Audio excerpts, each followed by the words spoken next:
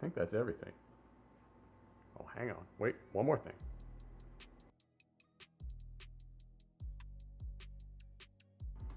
That's mo better. All right, so if we do this now, there we go. I think we're good there. We'll get rid of this. All right. And then I hop in here. I think we're good. All right. What is going on, everybody? How's your Sunday treating you? Mine is really good. I just bought a new truck, and we are going to take this truck from Munich to Magdeburg. There it is. I don't typically go in for like crazy silly trucks. You know, I try to keep it professional, low key. But we've got these, so why not have a little fun with it, right? So we got like 9 axles on this truck. Yep. And I did skin it, so everything hopefully is set up to our corporate colorway. Let's hop in here. All right. Now here we go. That inside red light is a little bit bright. I gotta move my mic. It might make a little bit of a sound. There we go. I like the red glow inside. That's from the Sissel Mega Pack. I like the red glow, but sometimes it's a little, you know what I'm saying, over the top. And it is 6:30. Yeah, we can throw some lights on. All right, I think we're ready. Where are we going? Out of here to the right, and then to the right. Let's do it. Here we go. So I haven't driven this truck in forever.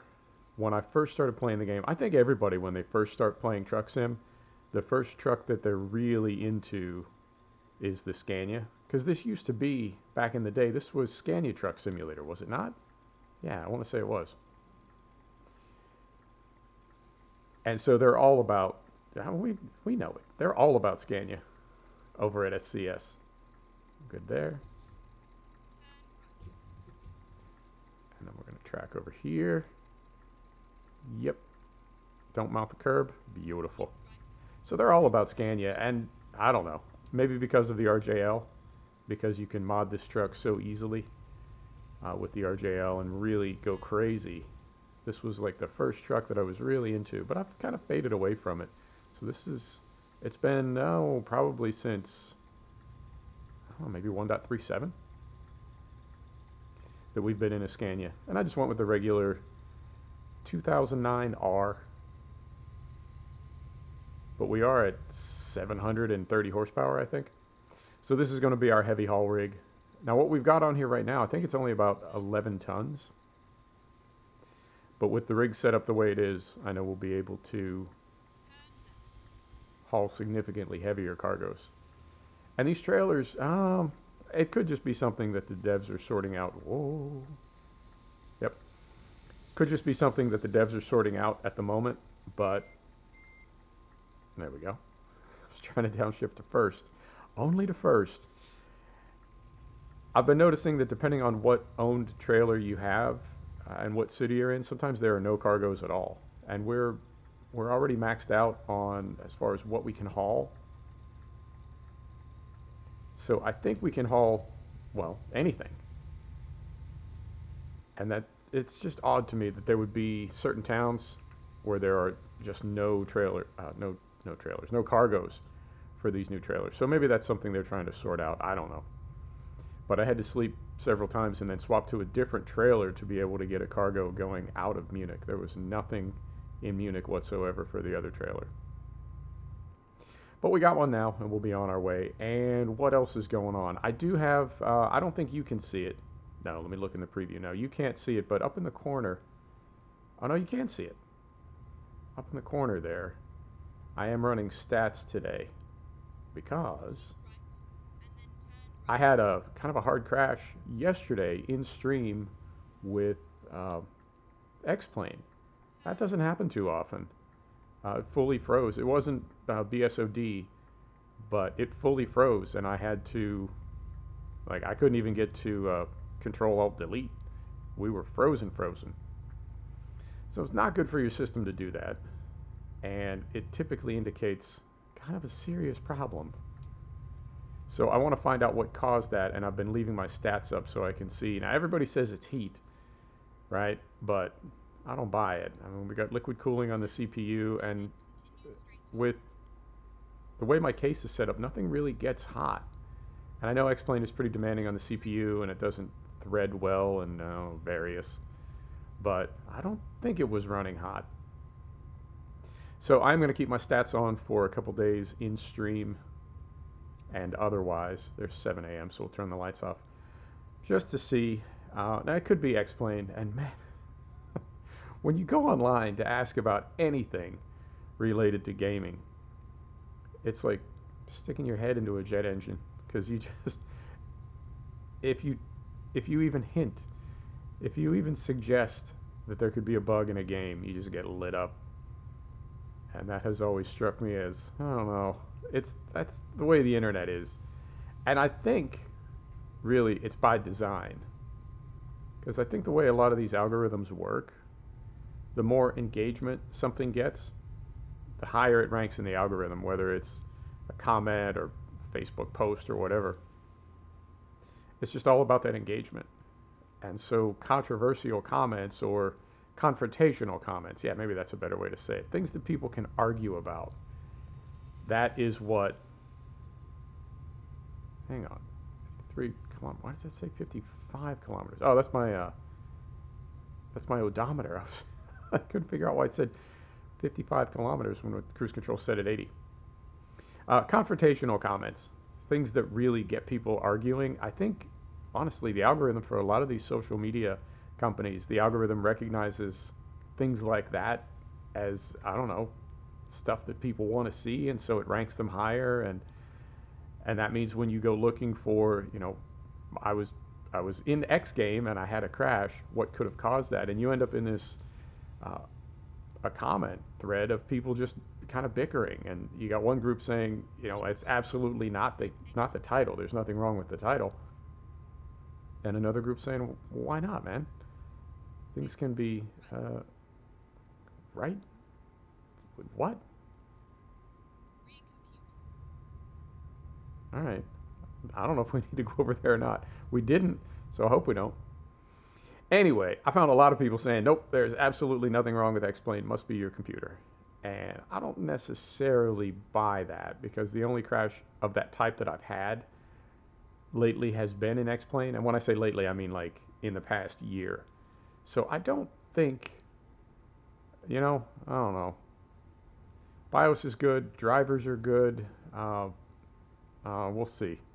But like I said, in the meantime, I am going to run stats up there so we can see if we do start getting hot, or I don't know, whatever.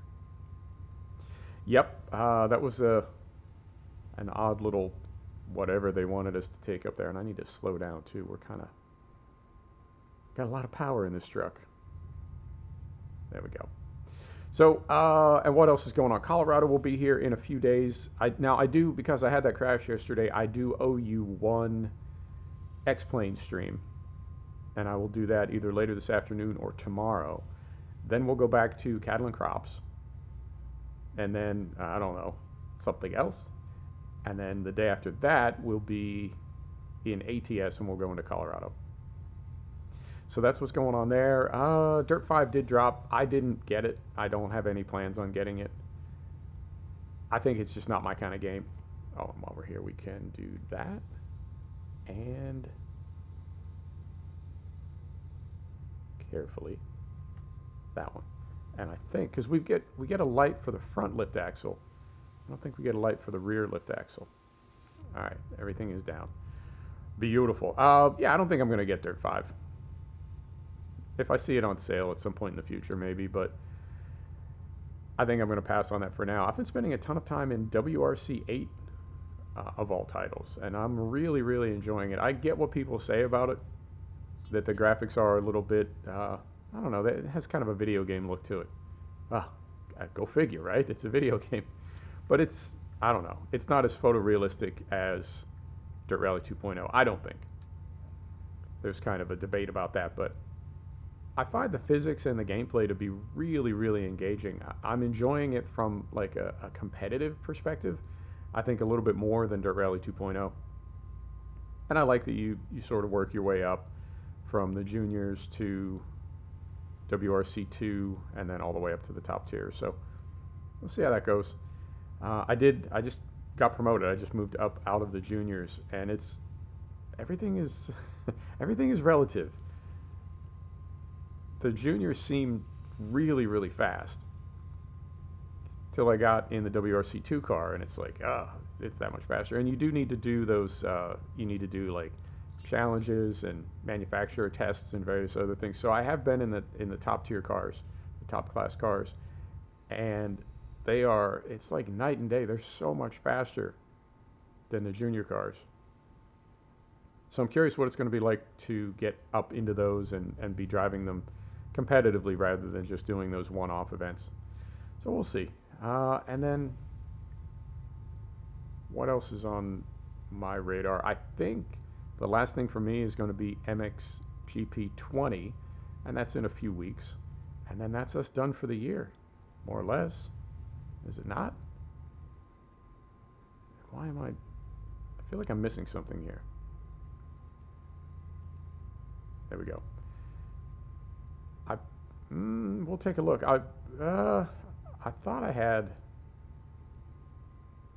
Yeah, this is that funky Scania transmission, where it's like a 12-speed, but it's got 6 low gears and then 6 high. Yep, that's throwing me a little bit because up there by the clock in the top of the display where it says 5, that's our gear. I'm looking for like a 12. There's no 12. That's all we got. So, yep, that's all that's going on for me. And yeah, we'll just try to figure out what's going on with X-Plane. I mean, for the most part, it's pretty stable, and I have it somewhat modded, not terribly, but I've got a few mods running, a few plugins running. And you know, the more mods you bring in, the more problems you get. And a lot of those mods were, and I get this, but a lot of those mods were not necessarily designed to be in a heavily modded environment. I know it sounds kind of counterintuitive that a person who makes a mod would not think that you would have other mods running, but for me, I think the way a modder has to set it up is their mod has to work in vanilla game. And anything beyond that is really, that's sort of up to you as a player, how you want to go beyond that, because there's really no way that a modder could test all the possible configurations of mods that people could have and different systems, and you know, does this work, or what if I add that, does that still work? I feel like it would just get too cumbersome and too problematic. You'd be guessing at a certain point. So I think most modders set their mod up to work with base game, and then like I said, anything beyond that, you want to get fancy, you knock yourself out, but no guarantees. So even some of the classic mods, and that's in any sim, not just X-Plane, but in any sim, in truck sim, in farm sim, you know, a lot of the classic mods, you can find ways to make them work together. And because they're popular and because other people use them, right, you know, we'll sort it out. But straight out of the box, it's not always, they don't always play well together. So it could be that some of the plugins that I have, even though they're plugins that everybody uses, maybe there's some additional script or Lua or something that I need to get just to avoid that sort of stuff in the future. And I did try NavMesh and Ortho, and for the moment I had to back off that. I couldn't make heads or tails of it. Honestly, it was so confusing. I had no idea what I was looking at. But we'll take a crack at it at some point in the future and see if we can sort it out. And then there's also rumors of X-Plane 12 coming down the road at some point. So I haven't spent really a lot of money. I think I've spent probably less than $200 on payware for X-Plane, and I think I might cap it at that just for now, right? And focus on getting the game stable and also sort of monitoring to see what's going on with X-Plane 12. I don't want to get into a situation where I dump a ton of money into it and then they release a new title that does not, you know, there's no crossover. So we'll see how that goes. And anything else? I'm debating uninstalling Microsoft Flight Simulator. I really am. I feel like it's just not done yet. It needs something. I don't know what it needs, but it needs something. And for the moment, it's not there. And I'm really struck by how lacking it is for the airliners. And I think that's the reason why so many big-time flight simmers on YouTube and Twitch, they were in Flight Simulator for about a month, maybe, and they've gradually kind of moved back toward X-Plane. Can't blame them. I'm finding X-Plane to be a lot more fun for airliners. And Flight Simulator is, it's definitely, obviously, it's got it on scenery. There's never been anything that looks the way Flight Simulator looks. Even on a mid-tier machine like mine, it just looks amazing. It's like looking at a photograph. But I don't know. It's like that only lasts you so long, and then at a certain point, where's the gameplay? All right, you gotta have the immersive aspect of the gameplay as well as the visual environment. So I may uninstall it. I may. It's a big game too. It's over 100 gigs, so that'll free up some space on my hard drives. And now the problem then is if you want to reinstall it, it is like a 5 or 6 hour download because it comes from Microsoft servers instead of Steam servers. They're throttled a little bit slower, so it does take a little bit longer to download from Microsoft than it would if you were downloading it directly from Steam. But not a big deal either way. Man, I need to bump all my hard drives up. I think I want to go 2 terabyte Samsung Evo in all my bays. And that's one of those things like, I mean, it's future proofing. But whoever thought, because I have 2 1 terabyte now, and I'm out of space. I have to uninstall games when I get a new sim or game. I'm out of space. So who would have ever thought that we would have 2 terabytes? Oh, plus another 500 gig on an M2 drive for my operating system and base apps. But all my game content and sim content, mods, skins, everything, that all goes onto 2 1 terabyte SSDs, and they're full. Who would have thought? So if I bump up to a total of 4 terabytes, it sounds ridiculous, but so does 2 terabytes, you know? Oh. But there's no way I'm going, because anything bigger than that gets really, really ridiculously expensive. James, how you doing, my man? What's happening today? Oh, and hey, thanks for the kind words. I appreciate it.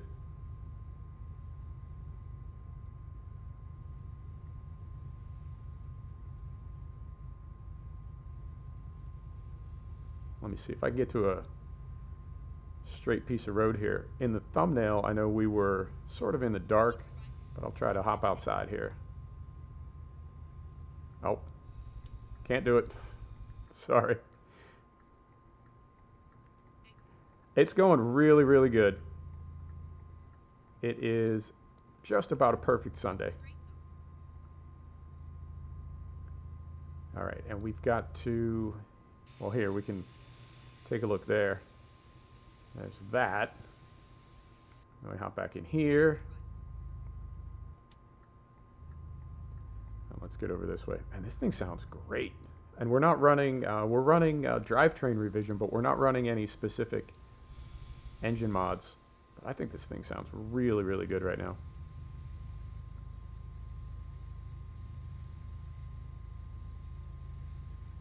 It's not like a crazy engine mod, you know, ghost pipe or anything. It's just got a really nice rumble to it. All right, we're okay over here. There we go.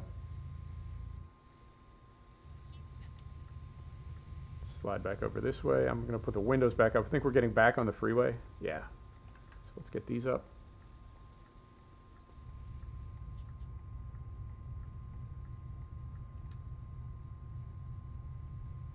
I haven't driven this truck in, it's got to be months since I've driven any Scania. And I think the last Scania we drove was the new one, the 2016.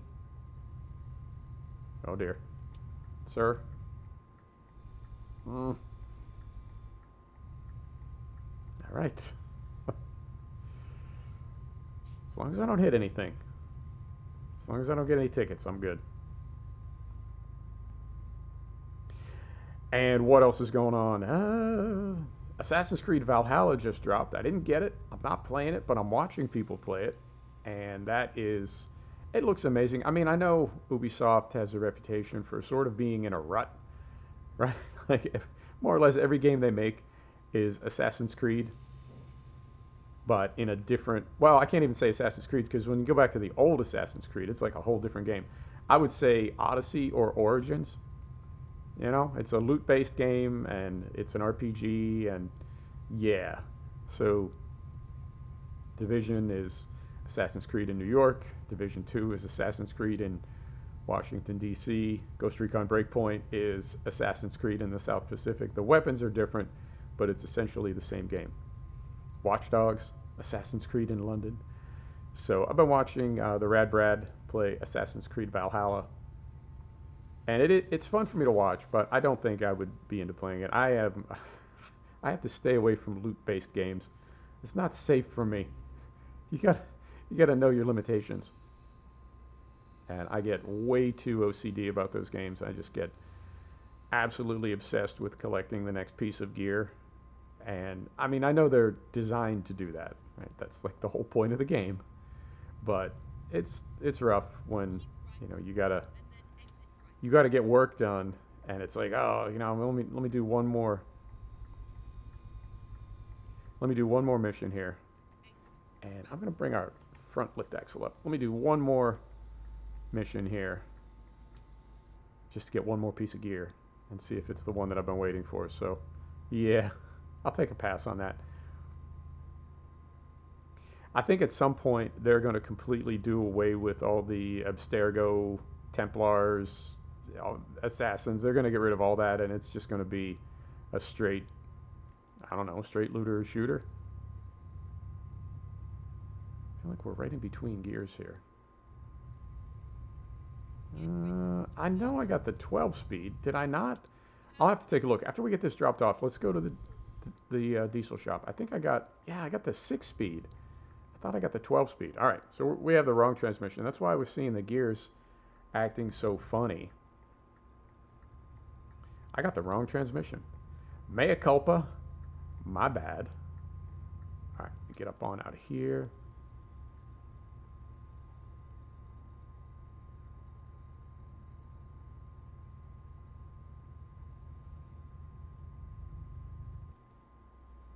$15,000 kilometers a month. You mean 15,000 kilometers a month in game or in real life? Were you a real truck driver, or are you talking about in sim?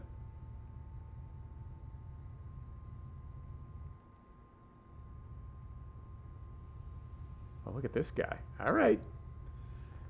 And I'm going to move my wheel a little bit. Fiona, what is happening? How's your Sunday going? Sunday? Almost said Saturday. How's your Sunday going?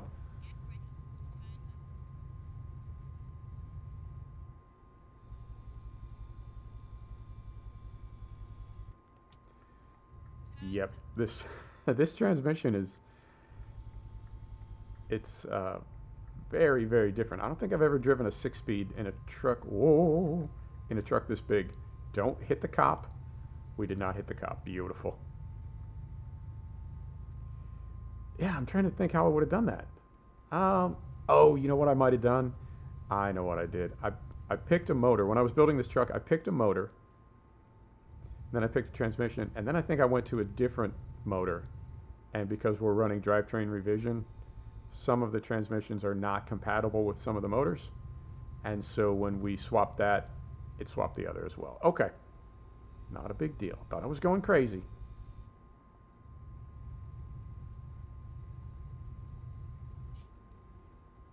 All right, now let's get our lift axle down carefully. There we go.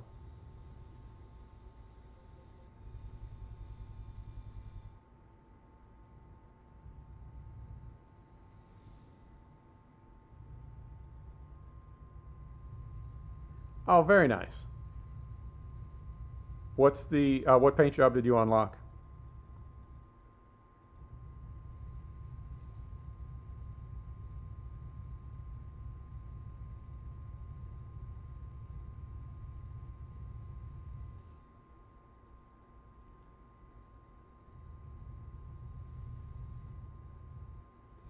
What? Oh, God. All right. Well, I mean, we didn't hit them. What just happened right there? Ah, the stress. That long haul trucking. Oh, my goodness. Somehow we got through that with no ticket and no damage. Unreal.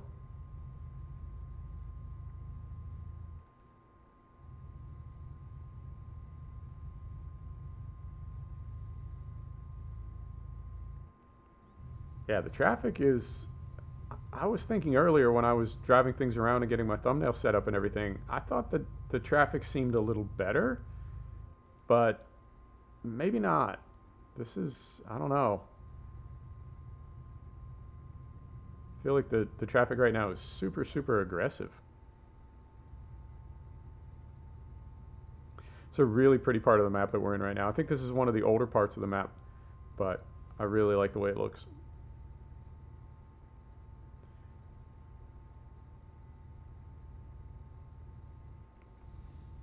And I'm going to go ahead and lock in the cruise control. Truck heat.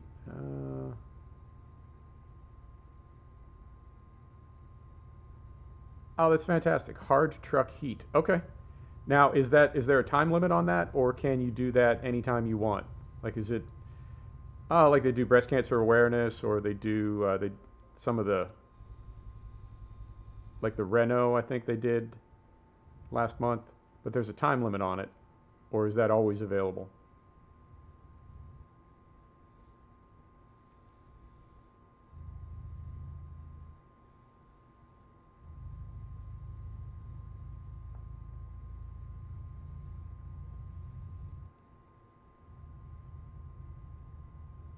Very twisty through here. Permanent unlock. Oh, okay. But is there a time limit for how long you have to unlock it? Or is it always, like if I wanted to unlock it next month, could I do that job or will it be gone by then?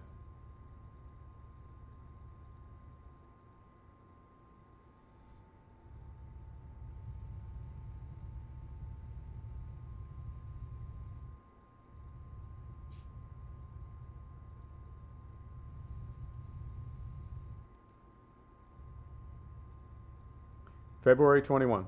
Okay, cool. I may do that. I built a skin for this morning for our regular VTC.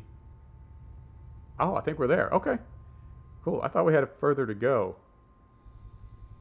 but it looks like our drop off is right up here.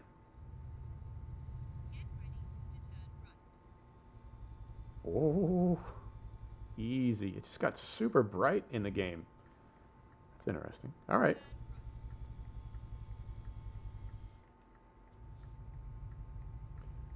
This transmission is like disorienting. We just have so few gears. Okay, let's get this dropped off. We'll go get the truck fixed.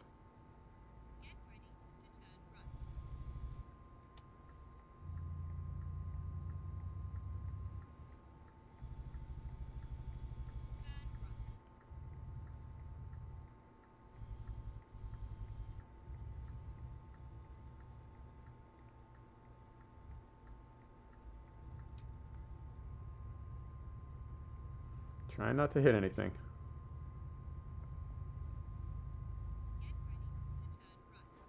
All right, so we want that up, and we want that up.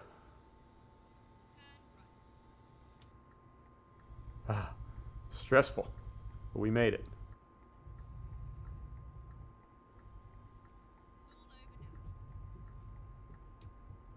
Right in there, beautiful. Now we gotta flip this thing around. So let's, we can do that here, and then we'll back it straight in. Okay.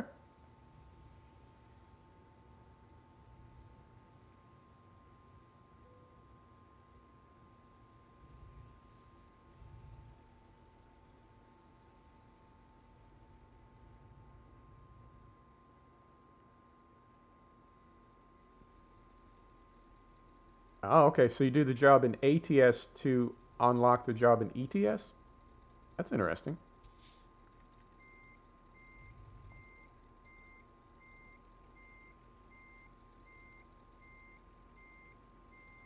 Let's see if I can remember what Jenner told me about. He said the angle between the truck and the trailer is what controls the angle of the steering axle.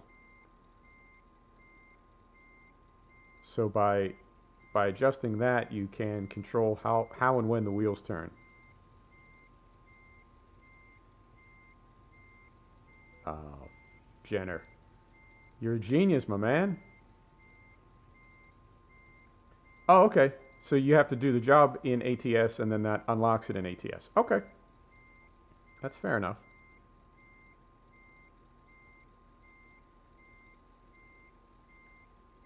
All right. And we are... that's pretty good. It's not perfect, but I'll take it.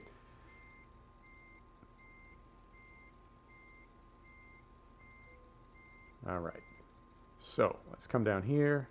We'll set the brake. Put the windows down.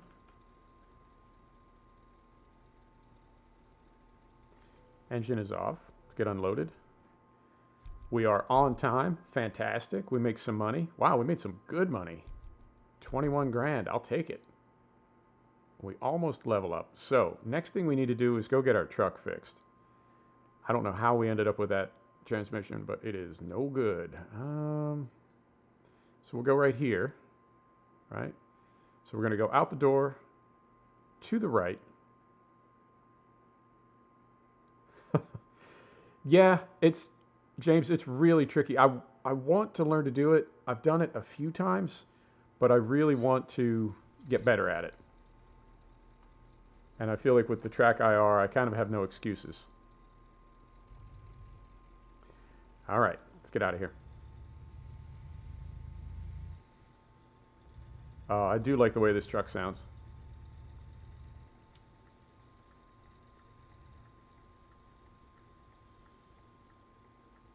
All right, good over there, good over there.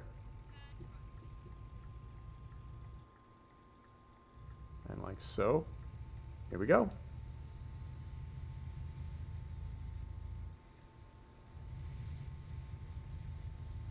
And I'm going to leave the windows down. We're just going down the road. Hopefully that's not too loud.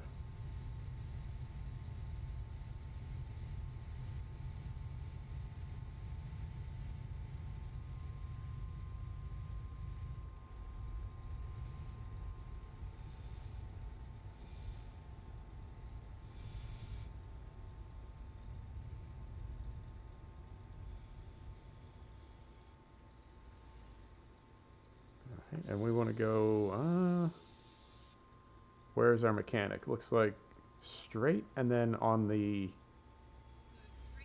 right? Okay.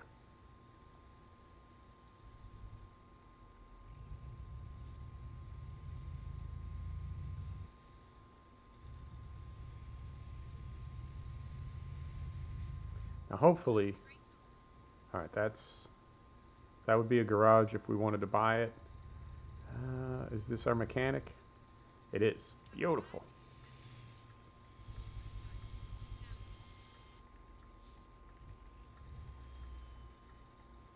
So if we... that... we hit the curb a little bit, but we didn't hook anything. Okay. It's not pretty, but we made it. All right, let's get this truck sorted out. So we'll go right here, right? And we'll do this first. So we'll go here. All right, and then if we go here, what do we have in here right now? 6. We don't want 6. We want many, many more than 6. So this is 12 plus 2 with the retarder on a 308. This is a 396. I'd rather have the 308 than the 396. 2.26 to 080. So yeah, this is the same. All right, let's get this one. So we got that. Right. We'll turn our lights back on. Right here. And right here. All right. So we got that done. And let me find a job now. If we wanted to go continuing north. Because I don't think Iberia is going to be available for a minute. Huh. All right. Yeah, the jobs can be really, really limited. Well, I guess we'll take this to Hanover. Where's Hanover? Right there. Okay, this is right down the road. And what we can do is we'll go to Hanover, we'll get this delivered, and then we will get some sleep. I think by the time we get to Hanover, I think we'll have to sleep. All right, how do we get out of here? That way. Oh, let's do this too. Let's move our wheel down a little bit. All right. So if we go up just a bit and then like that, and then we move this that way. Yeah, I feel like that gives us a little better view. All right. Here we go. Reset that.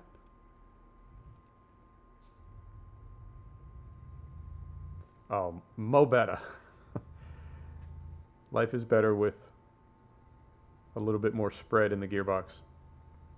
All right, we're not going to hit anything there, not there.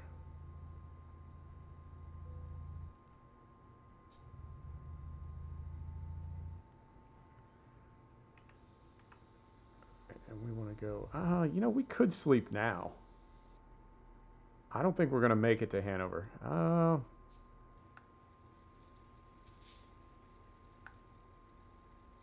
Yeah, I don't think we're going to make it to Hanover. I think we need to sleep now. So let's get turned around.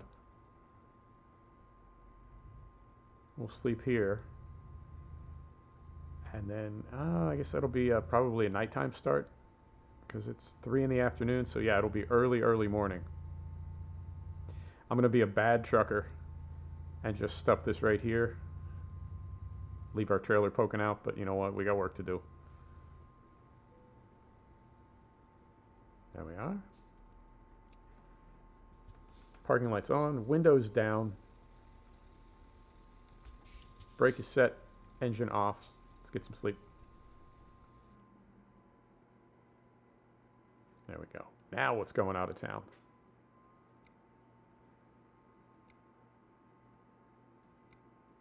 A little better. Salzburg. All the way back down south. I kind of want to get up into Scandinavia. So let's go Dresden rather than, go Hamburg. It's not as much money. Now let's do that. That'll put us sort of on the way. And 12 hours to get there. Okay. Beautiful. So now we'll fire this up. Lights on. Brakes off. And I think we can try to back out of here.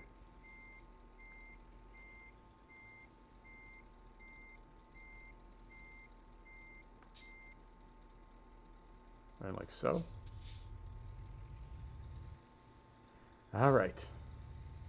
Oh, and I found some xenon headlights as well. I don't know why that is. Well, I don't know why that's not available in game. I think that would be something that SCS could add without a whole lot of trouble. But it seems like any xenon light mod is, I don't know. Maybe it is harder to do than I think, but it's like they come and go. They don't make it from one.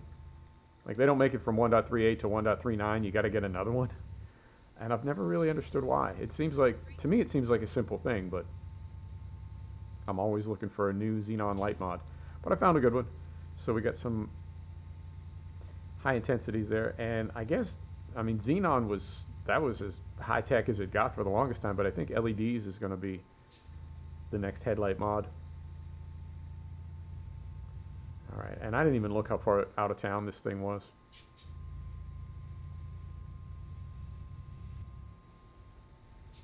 Hopefully not too far. We got, oh God. All right. It's not quite that dark.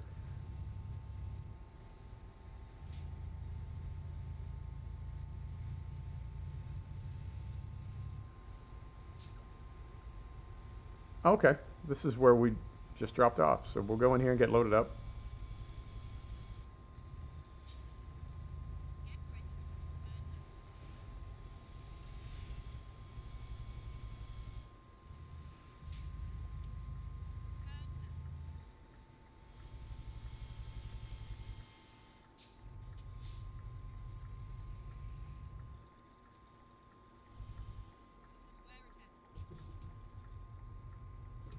right. So right there. Right there. All right, what do we got? We've got a backhoe going to Hamburg. You got it. All right.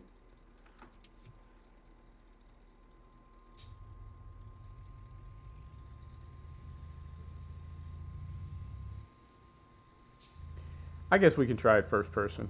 Why not? I mean, we're going to have to take the plunge at some point. What's the worst that could go wrong? We just pull forward, go third person, and straighten it out. All right.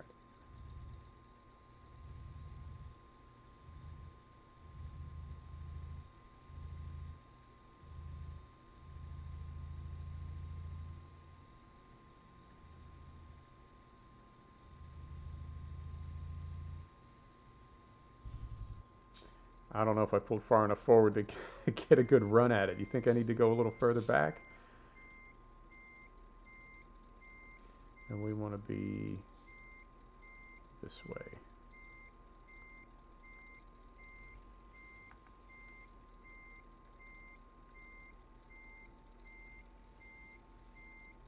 Can't even see it back there.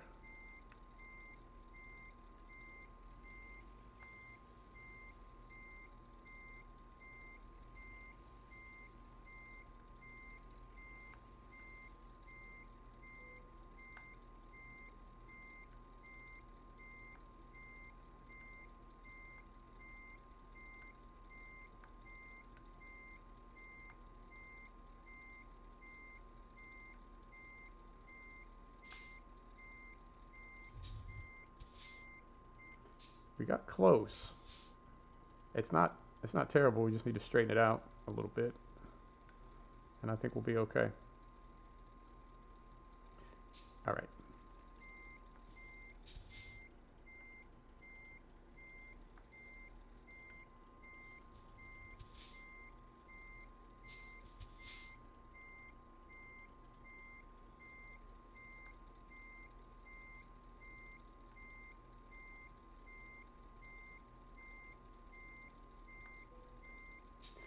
All right, not terrible. Lights off. Let's get loaded up.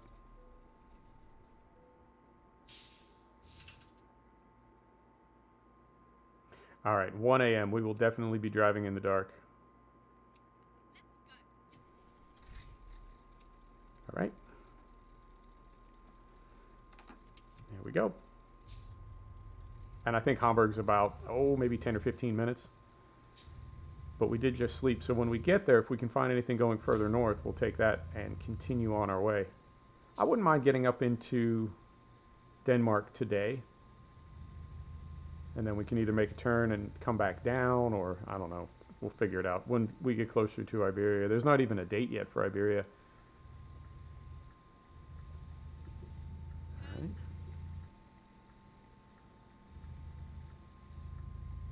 Here we go. Oh, and I need to do this before I forget. Do that and do that. And then windows up. Oh yeah, way better on the transmission. I don't know how I grabbed that other one.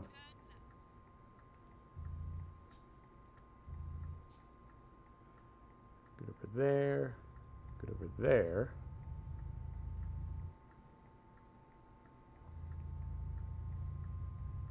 All right, here we go. I didn't put any beacons on the roof, but I've got 4 tiny, tiny little beacons like embedded in my grill. And in fact, if I turn those on now, when we get to this signal up here, stop sign, whatever. So I'll turn those on. So we've got big ones on the back, but then just little tiny ones in the grill. Pivot around here. Like so. Yeah, just little tiny ones. You can't even see them when they're not on. Discreet, yo. All right.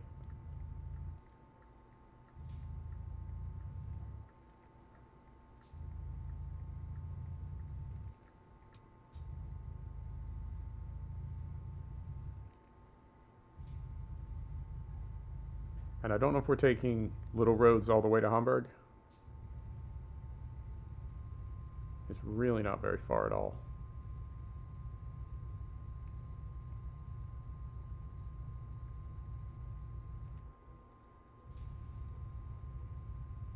Interesting. This truck has a lot of power, but it doesn't have a lot of torque. I was one gear too high, and it was just absolutely not accelerating at all. Interesting.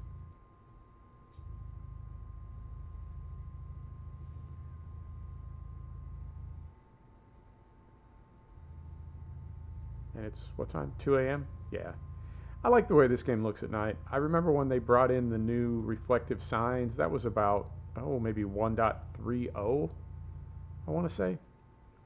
But they added some new, a new way of building the road signs and the way that they reflect at night.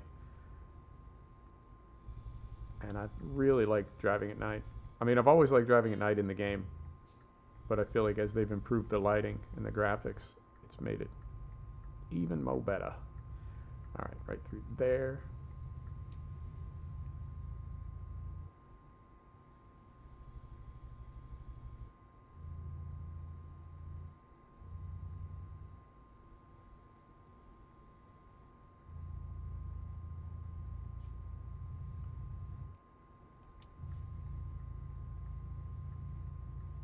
I'm going to try to get over here. Yeah, before this traffic catches up to me, let's go ahead and merge. All right, and speed limit is 80. I don't think that'll be a problem. We're good on fuel. We're good on fuel. All right. Oh yeah, this thing that we're in, it's got that massive fuel tank, does it not? Yeah, I'll have to take a look in the stats, but I think this big apparatus behind the cab, I think that is functional, and it can hold a lot of fuel. Let's drop that. There's the police. We got nothing to worry about. We're not riding dirty. All right. And then, yeah, like I said, after Hamburg, we'll go, probably go north, continue to go north, and maybe get up into Denmark. I know when I record the video on one box and I record the audio on another box, and then I mix them in my editing software. But what I use for capture for video will sometimes stop. Right? If there's not, sir. God, okay. I'm really, I don't know. I'm perplexed by the AI. I guess you just need to give them a lot of room. Like more room than you would think you could possibly have to give them, but I don't know. Hopefully we didn't take any damage to the cargo. And what was I saying? Something about something I don't even remember.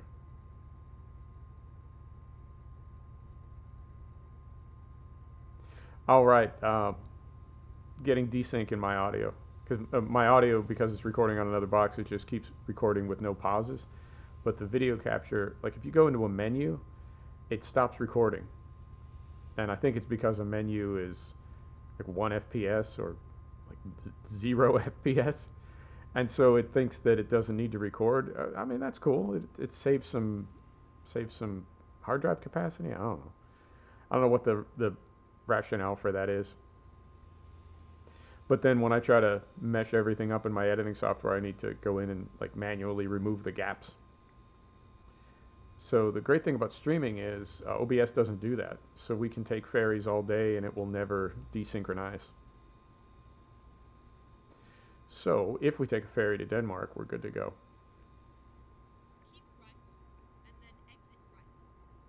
Keep right, exit right. You got it.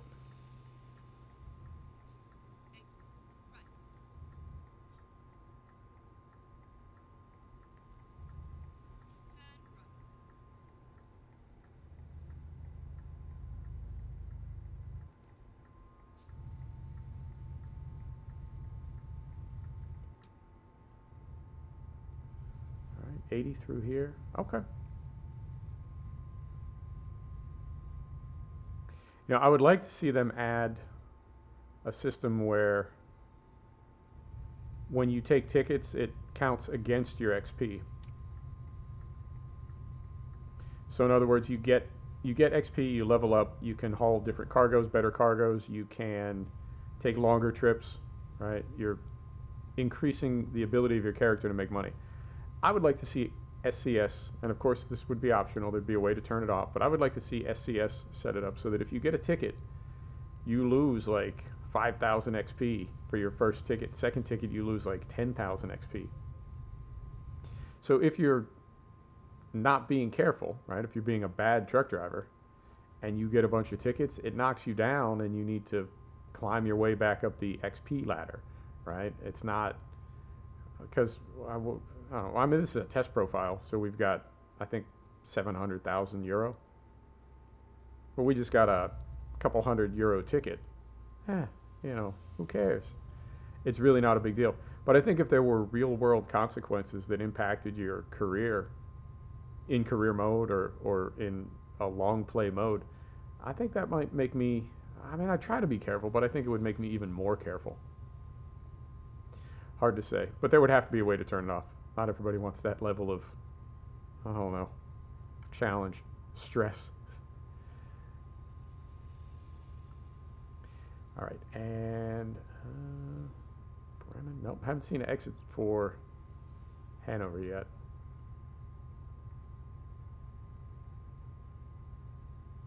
Does the sun really come up at 3:45? Well, yeah, I guess it would, because we're fairly far north and the game doesn't have seasons. So yeah, I guess that makes sense.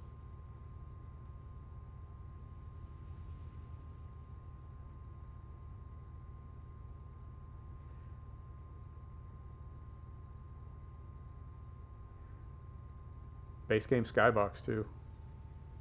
They improved that. Oh, what was that? That was about 1.35 when they fixed the skyboxes, or not fixed them, but altered them, made them a lot better. I want to say it was about 1.35. I'm always wondering what they're going to do with this game, whether they're going to keep going as long as they can, or whether at some point they will swap over and make ETS3. I mean, the simple thing seems to be make ETS3, because this game is so popular. It's consistently ranked as one of the highest rated games ever on Steam. Everybody loves it, right? It's almost a perfect game for me anyway, for my style of gaming. I love it. A lot of people love it. What's happening up here? Oh god.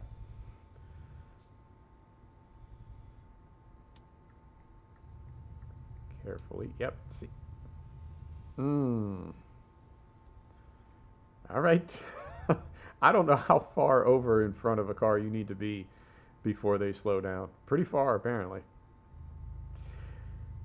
So the game is really, it's not just that it's popular, it's beloved, right?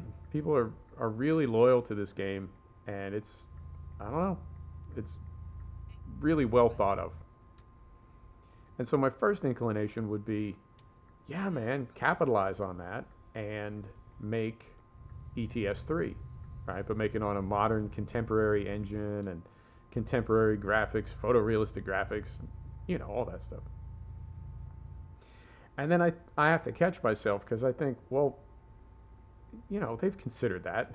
They're game developers. Of course they've considered that. It could be they're working on that right now. Top secret.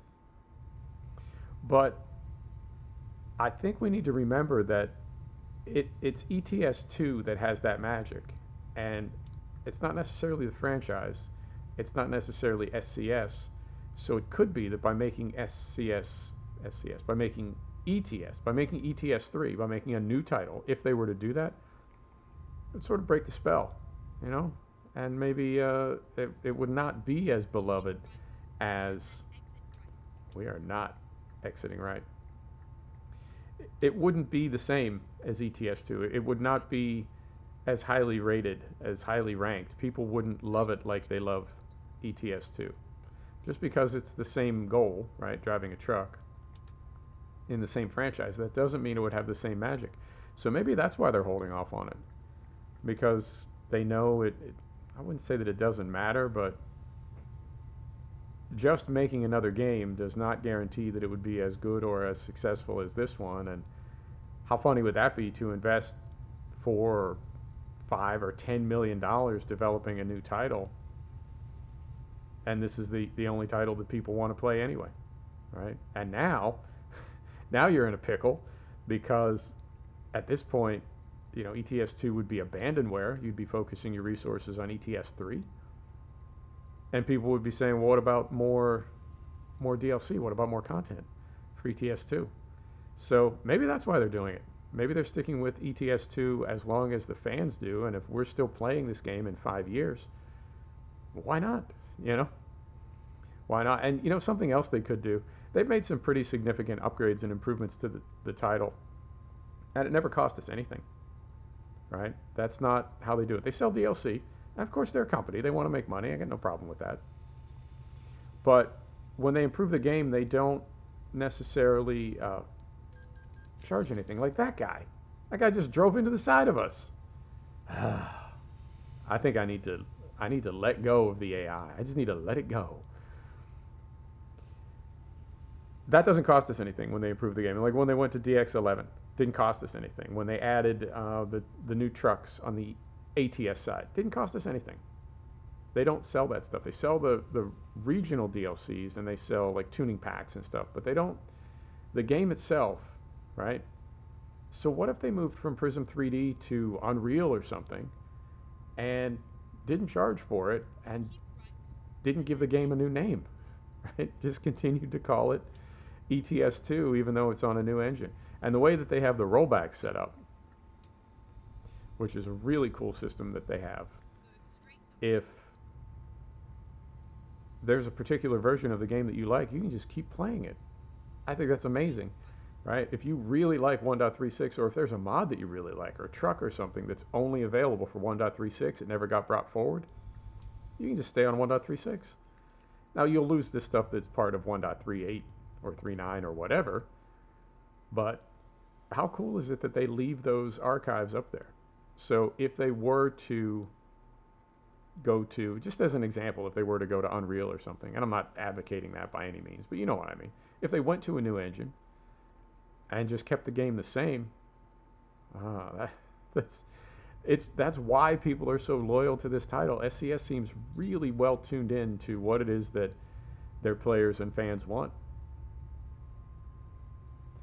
They really seem to get it. So I don't know, maybe they got something in the works and they'll surprise us all, either with a new title or just somehow continuing to keep this 8-year-old game looking good. And it doesn't look bad. It just doesn't look, doesn't quite look 2020. I would say it looks about, I don't know, 2017 maybe. So again, not bad, just, oh. What's it going to look like in 5 years, I guess is what I'm asking. Will it still be playable? I hope it is. All right, we're going to slide right out here. Beautiful.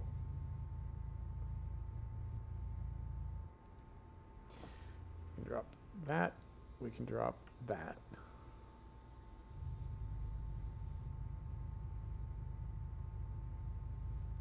Did we lower that? There we go.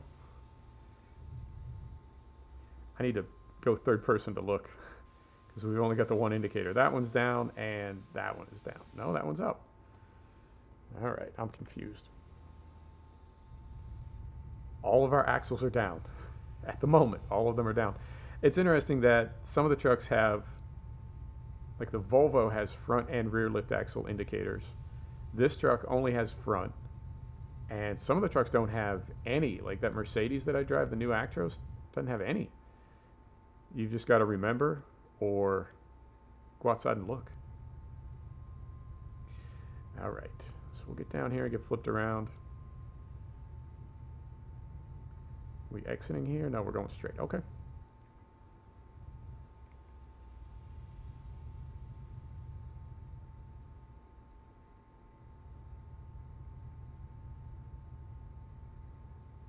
And there is drama and mayhem all over Germany this morning. It's madness. And I think are we exiting here? I don't want to miss it because they routed us here to get us around that crash. So if we miss this exit on the way back, then we're just going in circles.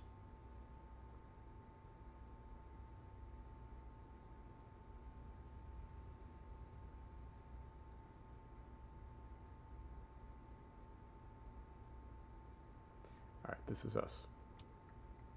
Keep right and then exit right. Exit right.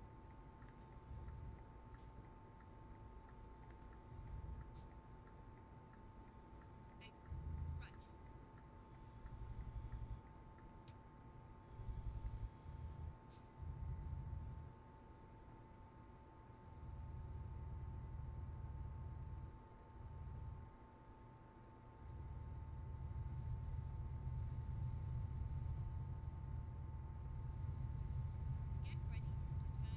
That is a very stale green, so I'm not gonna, yeah, not gonna risk it.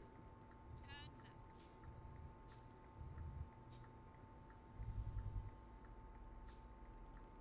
There we go.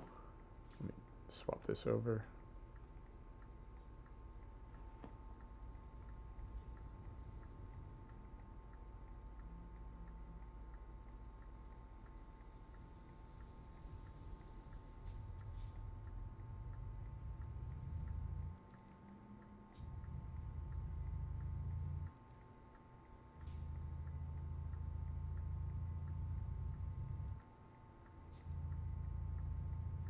All right, and we are getting into,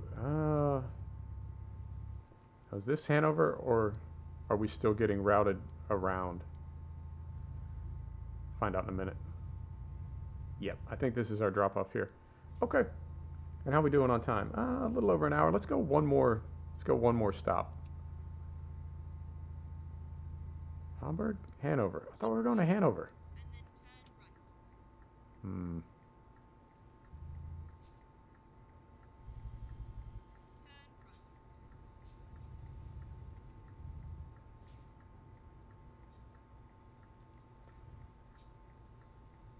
There we go.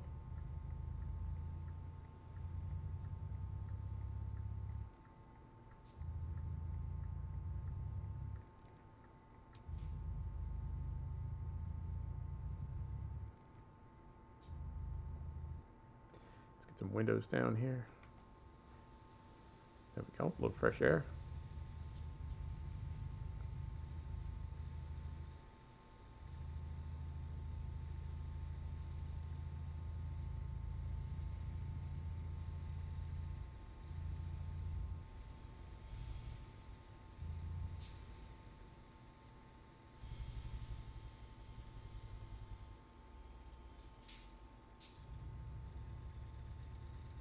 Is this one of the areas they redid?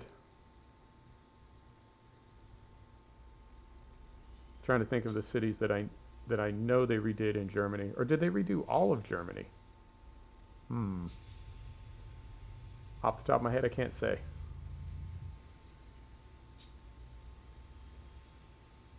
Sir? What's this guy doing? What is happening right now? All right. Oh God. All right. What? All right. Continuing.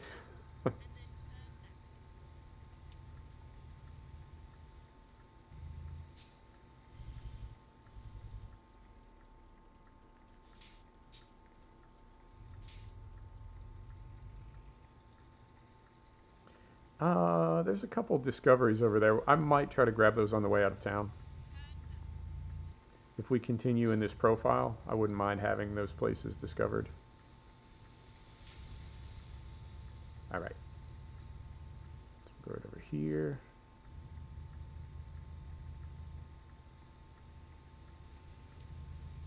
Good there. All right. Hamburg. Why did I think we were going to Hanover? I'm so confused. All right.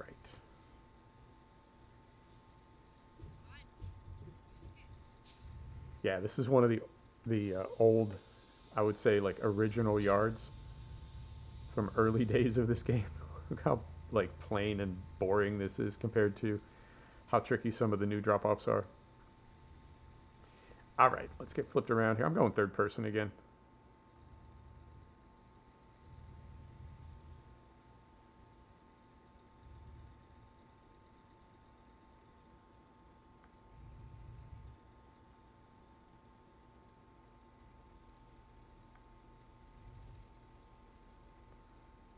Like so. Turn these off and get back up here.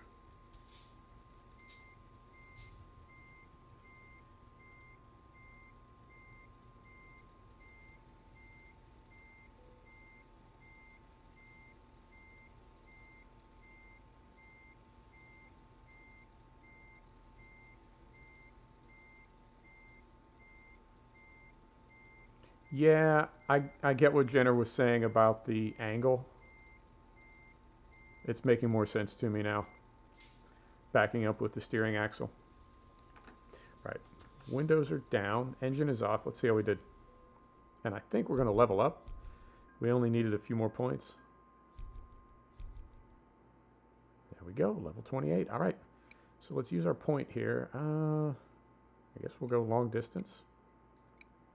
Apply that. And we'll take one more job and then we'll call it. So we are in Hamburg. Interesting. Ooh. That's up there. That's a long one. Okay. Is there anything really heavy? These are all fairly light. Poland. Belgium. Hanover.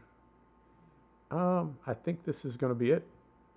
I think the, where was it? No, one more.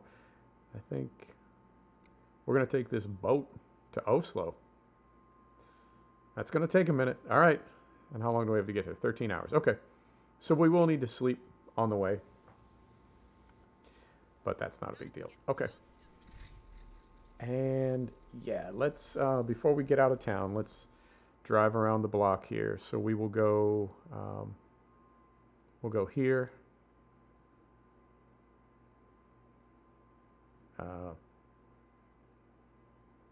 Moment. All right, that is, all right. So we just want to add something. Oh, I see what's going on. It's right there. Okay, so if we go that way, we'll pass one of them, and then if we go that way, we'll pass the other one. All right, never mind. Now it makes sense. I couldn't figure out why our routing disappeared when I put a new point on the map. All right, here we go. And fuel, yeah, we'll get fuel on the way out of town as well. We're a little bit low.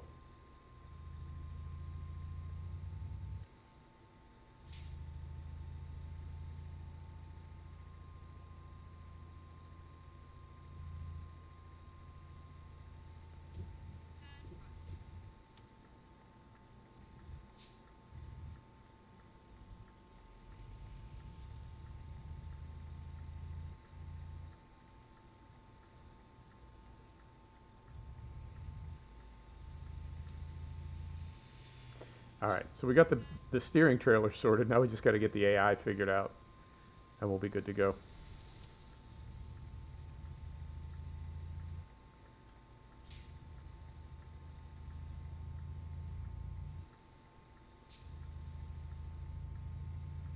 Keep left and then turn left. Turn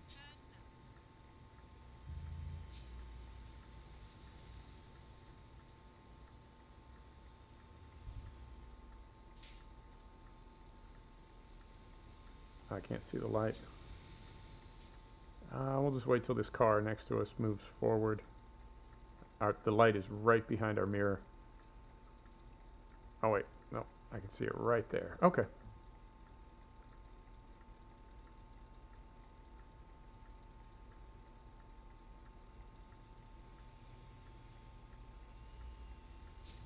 Here we go.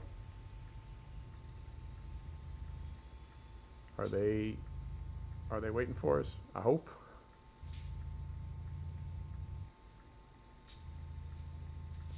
right. So, an Iveco dealer. Does anybody drive the Iveco? I think I've seen one person drive it in a stream. Nobody likes the Iveco. That's one of the oldest trucks in the game, is it not? Yeah, I think that's from the original.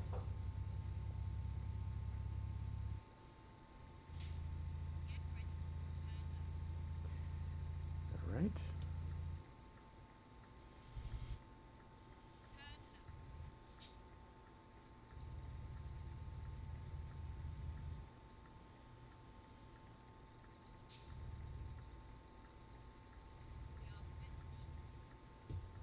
We are finished. Is that the boat? All right. Neutral. Set the brake. Is that our boat? Is that the one we're taking? Cargo market. No. It's next to it. Okay. So brake is off. Third person. And we want to go. It's gonna be tricky. We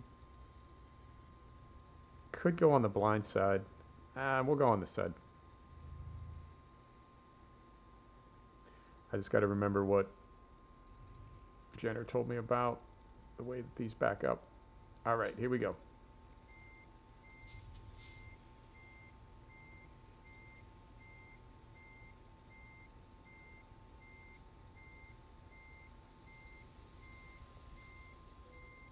And I may need to straighten this out, but hopefully not too badly.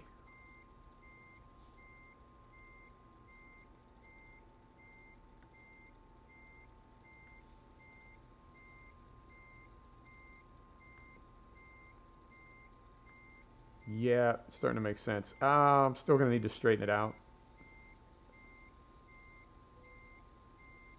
I mean, maybe not. If we can just pull forward. Hit the loading dock. That happens.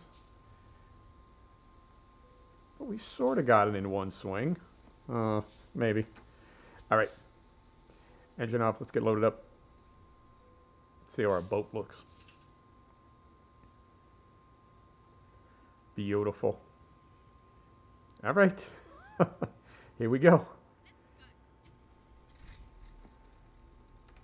Windows up. And we do need to get fuel, and we do need to go, I want to go to the left here instead of to the right, because I want to pass whatever that other discoverable is. Just to the left there, I want to pass that. Cross it off the list.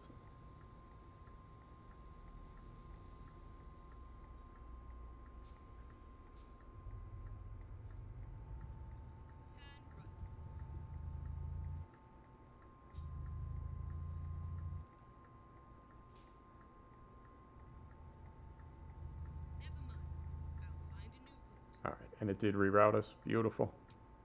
Keep left and then turn left.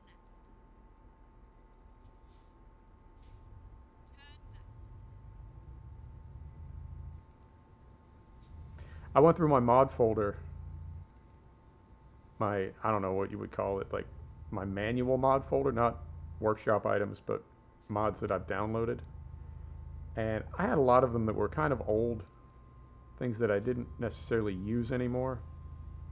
So I deleted a lot of stuff, like old light packs from 1.32 and 1.33, and just, I don't know, just old bad mods. And I found it really didn't impact like the way that I play the game or the way that I have the game set up. So I don't regret doing that, and I would like to get to a point where everything is through Steam. It's just so much easier. It's so simple, you know, that for the most part mods are maintained and kept current. So you're not constantly chasing after them. Like when we went to 1.39, I created this profile that we're in right now to test with no mods, and then I added a couple, right, things that I was confident would work. And now that we went to the full 1.39, I just added in a couple others that were that had the non-compatibility checkmark for like, I don't know, a week or two. But it looks like they've all been brought forward and everything works fine now. And I'm not, you know, chasing around going to dodgy mod sites and looking for things that I downloaded and put in my mods folder, and then when the game patches up, it's like, well, now I need to go track these down again. I'd rather just try to do it all through Steam if possible. I'm running out of hours in the day to keep all these modded sims operating properly between this, Farm Sim, now X-Plane, right? It just, I don't know. It's not, I think it's easier if you just play one game. And I know for some people that's really, like, they just focus almost exclusively on one single title. I think if that's the case, it's a lot easier to keep it running and keep your mods up to date. But when you kind of spread yourself out between 8 or 10 or 12 of them, I think it can get really kind of cumbersome. You get to that point where you feel like you're spending more hours keeping the game running than you are playing it. And I try to avoid that. All right, we're making a left here, so I'm going to slide over now, like so. Keep left All and then right, turn left. I'm going to drop that and lift that. I just need to remember to drop it again. We've got our trailer axle up. I just need to remember to drop it again when we get out on the highway. All right. Turn left. And we may get this green light, we may not. Nope, we did not. I didn't think we would. Yeah, I think the game's looking pretty good right now. As far as, I mean, we're at just about 60 FPS. And the lighting looks really good. Everything's playing nice and smooth. No stuttering. I haven't seen any problems like going from one tile to another. I haven't seen any micro freezes or stutters or anything. We are loading off SSD, but everything is really, really smooth at the moment.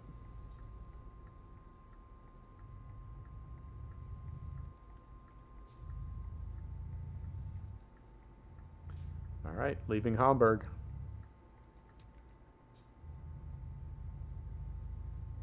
Let's get some windows up. All right, at some point, I already put the windows up.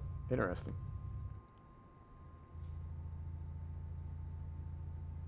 And I'm trying to remember Right and then turn. which ferry port we're going to. I know some of the ferry ports are pretty stripped down. There's really not a lot to them. You more or less just pull into a parking lot. Oh dear. And then others you drive like all the way up into the boat. And I'm trying to remember off the top of my head which one we're going to use. Oh, we'll find out when we get there.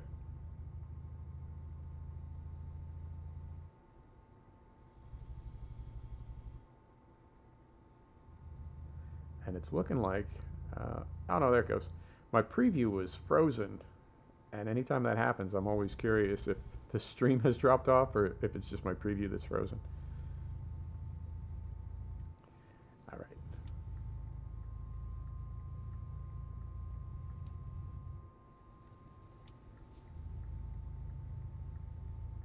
Got to very aggressively slip our way right in there. Beautiful.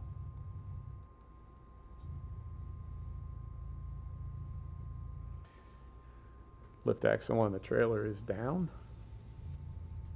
Keep right and then exit right. Gotta get fuel. Gotta get fuel. We need to sleep too, so maybe we'll do both of those at the same time. We don't need to sleep at the moment, but we will not too long from now, probably before we get to the crossing. So when we stop to get fuel, we'll sleep, or when we stop to sleep, we'll get fuel. If we can combine the two, that would be perfect. Wow, it's really kind of gloomy and overcast all of a sudden. It's 9:30 in the morning. It was really bright just a few minutes ago.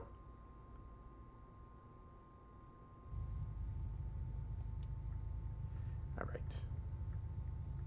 Right out here.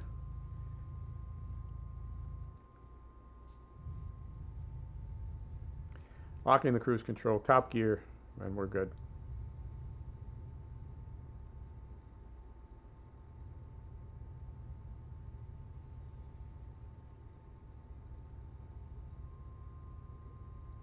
I really like all these little details that they add. You know, the power pylons and the freight cranes out off in the distance. I think the sightlines in this game are really, really good as far as giving a kind of a feeling of distance and scale to the game. Fried, how are you, my man? How's your Sunday treating you?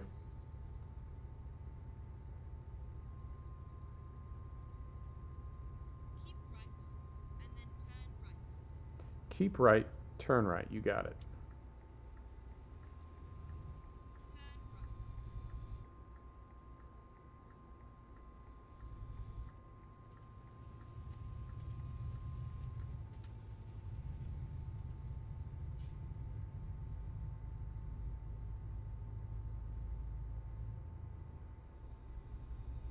Going way too fast. That's a little better.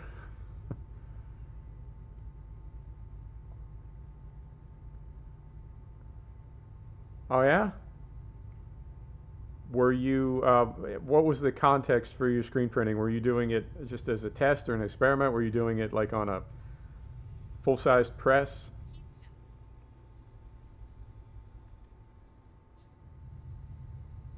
Keep left. Keep left. Okay, so we want to get over here.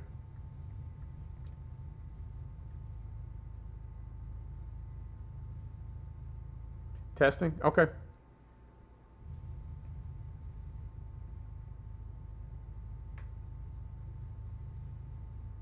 Yep, understood. Yeah, oddly enough, I worked in screen printing for many years, and I can tell you that the what for me was always key is that you had enough tension on your screen. The screen needs to be properly tensioned. You need to have whatever it is that you're printing on needs to be adhered to some type of backing board. We used like a light spray adhesive to keep the garments in place.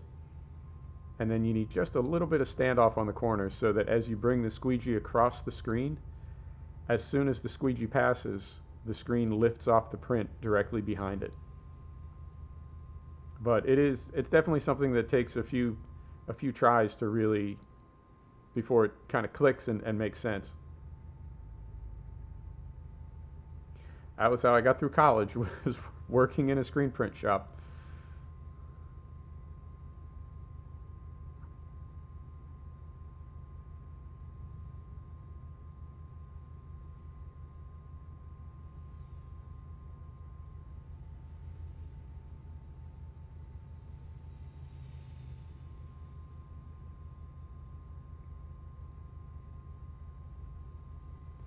Curious if this truck is going to be, I wouldn't say too big for Scandinavia, but I know the roads do get kind of twisty and tight and narrow the further north we get. Let's see how we do when we get up there. Oh, and you know what? Ah, we can also buy a garage up there, and that will open up some options for some of those great big tandem trailers. Oh, careful. Trying to read.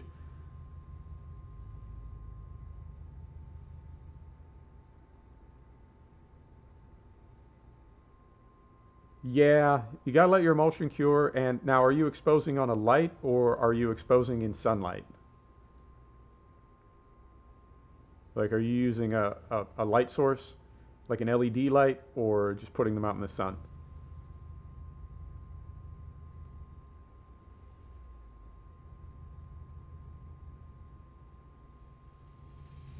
With a light? Okay. Now, do you have an exposure checker? It's like a pattern of various densities. You lay that pattern on, you do an exposure for, say, 15 seconds or 90 seconds or whatever your exposure time is, and then you rinse, and by seeing what parts of the emulsion held together and which parts sort of blew out, you can begin to get like a better understanding of what you want your exposure times to be. I mean, a lot of it is trial and error, but there are some tools like that that can kind of make things more efficient.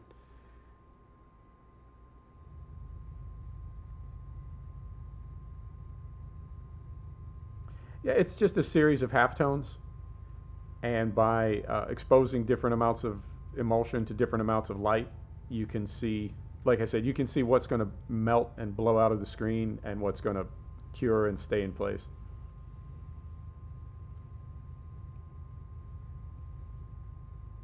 A lot of it is just trial and error, though, and then also it's things like humidity. I remember coding screens, and if it was a humid day, they might take 2 or 3 hours to be ready, versus a dry day in the winter, they'd be ready in 45 minutes to be exposed. So you'll end up with a notebook full of information. And this is for your business you're starting, right?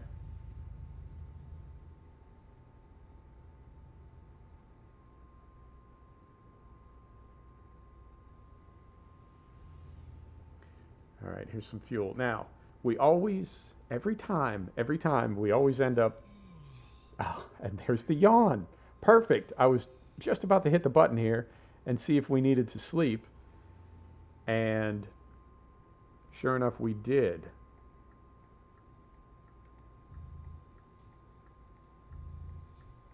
Let's get pulled in here.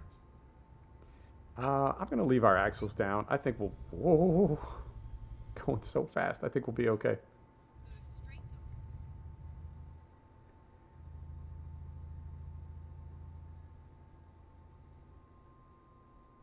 Let's get some fuel here. Right around in here. And then I think we can sleep on the other side. Okay. So we'll pull right in here. Let's see how big this tank is as well, because it's almost empty. So down to neutral. Set the brake. Engine is off. Do that. Is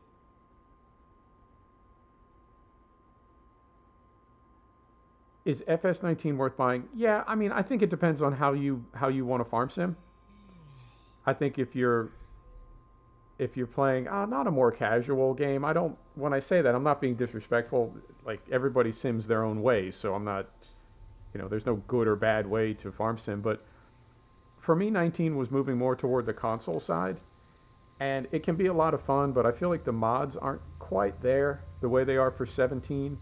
And it's a little bit, there's more DLC for it, but I don't know that it's, if you want to do serious sim farming, I think 17 is a better direction to go in.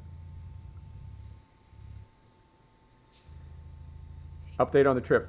Yes, we started in Munich. We went to Magdeburg. We went from Magdeburg to Hamburg. And we picked this up, and we're taking a yacht to Oslo. When I get pulled in here to sleep, I'll go third person so you can take a look at the truck. And we haven't even left Germany yet, so we need to go all the way through Denmark and then into Norway. So I'd say probably another 40 minutes left. That's not super straight or square. All right. Going to leave that right there. Not quite centered. All right, so we'll go back in here. Let's get down to neutral. All right. Set the brake. Windows are down. Parking lights are on. Engine is off. Wow, this is a very busy parking lot. Go over here. That's what the truck looks like. Let's get some sleep. And it's not bad. There's still some daylight left. And we're getting further and further north. So it may be, it's 9 p.m. and there's still some daylight. Interesting. Okay. Windows up. Let's get rid of this. And here we go.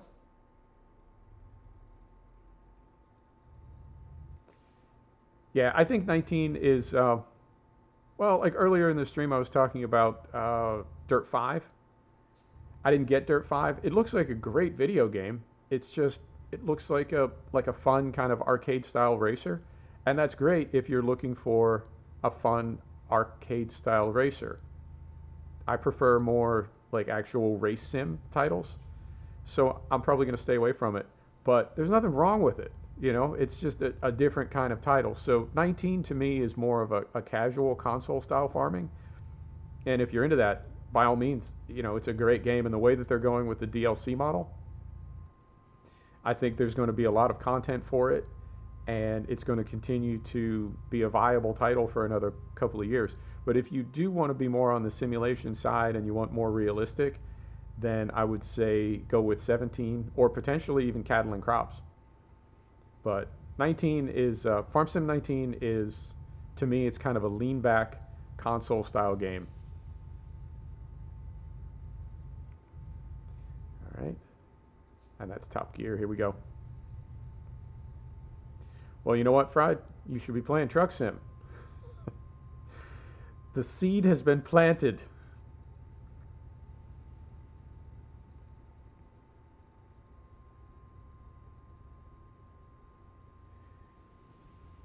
Yeah, I feel like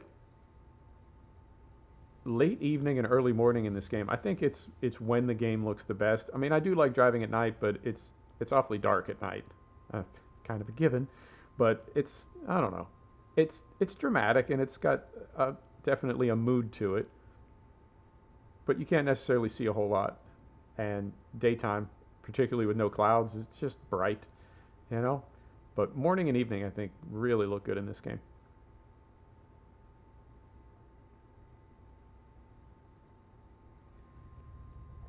Is this online? What do you mean by online? I'm not in multiplayer. This is just single player with AI.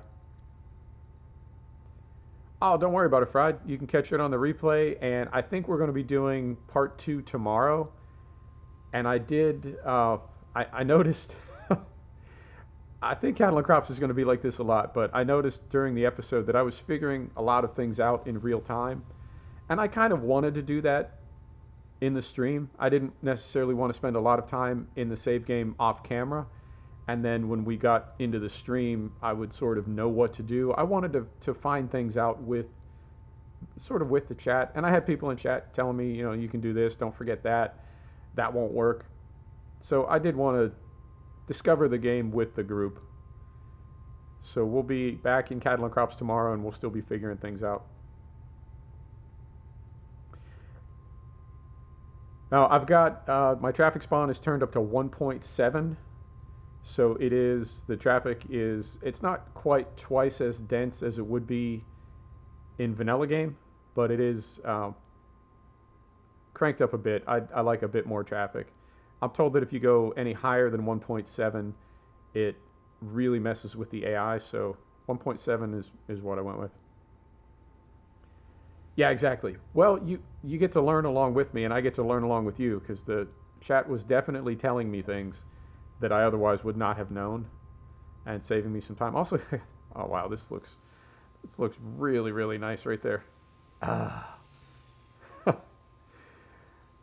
I like this game a lot. I really, really do. Beautiful. Yeah, I got some bad tips from the chat, but you know what? Doesn't bother me at all. It's just pixels. It's just pixels, and you know, now we all know for next time. But there is a tremendous amount of depth to Cattle and Crops, a lot more than I thought. A lot more than I thought. The soil chemistry and like all the math that you need to do and just all of it. Right on. Go straight on. Yeah, I know. I wish this game had a replay and you could go back to certain parts of the trip. Oh no. That you could go back to certain parts of the trip to make a thumbnail. Because if I didn't go into photo mode while we were right there, there's no way I could use that as a thumbnail. So it's already gone. But I would have liked to have, you know what I mean? Didn't want to let that one get away.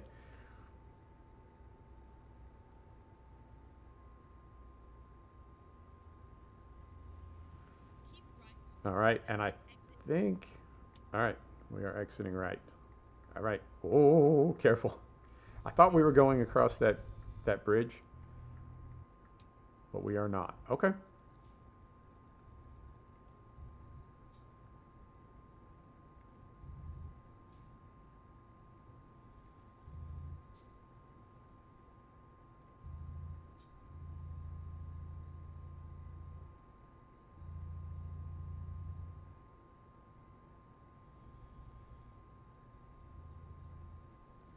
I also like that the xenon light mod that I got, I don't think it makes everybody's headlights xenon. Yeah, those still look pretty yellow to me, and mine are blue. I know there was one xenon headlight mod that I got that made every light in the game xenon. So I feel like it was perhaps not the most thorough modder, but I prefer it. I mean, ideally, it would just be kind of intermittent. Like yours would be xenon, obviously. You, the player, your headlights would be xenon, and you would see some at various times, but it wouldn't be every single vehicle you passed. But I think this looks better than that other one. It is crazy that I need to track this down, and it's always by a different modder. It's like I went with Alex D for the longest time.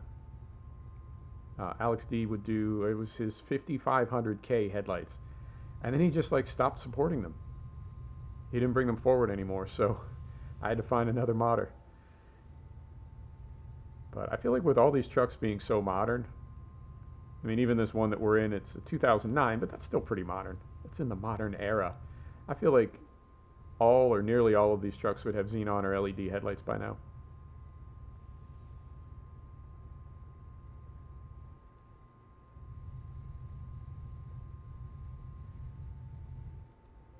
And we're speeding, of course.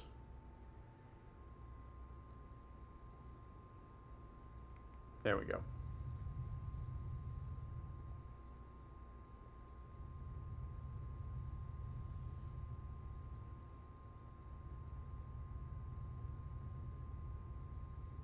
And I think, yeah, I need to refresh my preview. I think we're pretty lagged out. It froze a couple times, so what I'm seeing in preview is like a minute behind what you're seeing. It's very disorienting. All right, Aalborg, is that, I think that's our ferry port.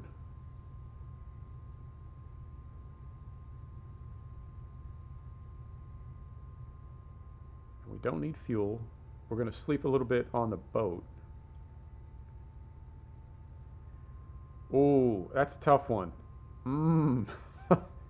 That is a tough one. I think I would have to say ETS. I really like the feel of it. It's a very, it's got a mood. That's the best way I can describe it. It's just got a feeling to it. And you would think, well, you know, ATS, same thing, right? It's close, but it doesn't quite have the same, I don't know, it doesn't put me in the same place. And I do like the American style trucks, and I do like a lot of the scenery of the American West, but if I had to pick between the two of them, I would say ETS2 would be my preference, but it would be really, really close. Now, as far as the quality of the games, it's identical. There isn't one that runs better than the other, or it looks better than the other. Everything, I think, that they introduce into one side of the franchise, they automatically bring it to the other side as well. So it's not a question of quality, but just personal preference. I think I'd go with ETS2. And I'm going to try to slip around this gravel truck here, if we can find a good gear. Maybe. There we go. Oh yeah. We're building up a head of steam here. Here we go.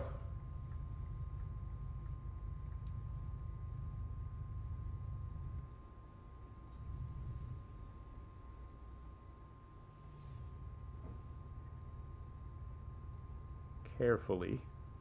Oh, carefully. All right. So we'll slide back over here. And we'll get her slowed down. Go straight up. There we go. Yeah, there's another nice view right there.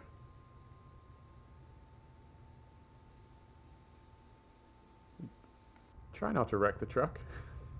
Carefully.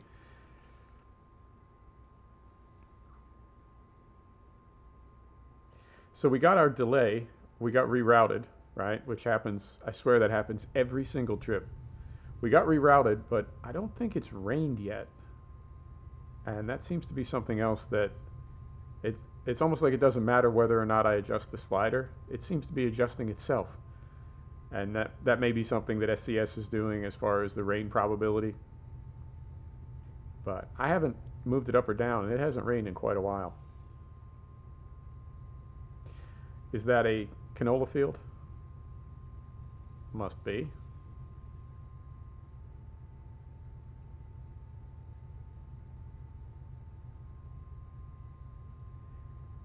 And I don't know how long this crossing is, but it's possible we're going to get on this boat just as it really starts getting dark and then get into Denmark on the other side right around morning. That'd be perfect. Because we did get to drive in the evening, so maybe we can skip the darkest part of night and pick up again in the morning on the other side. All right. We'll see when we get down here.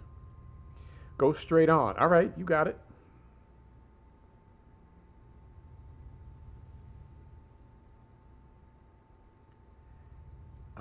Okay, so it's not Aalborg. Is it Friedrichshafen?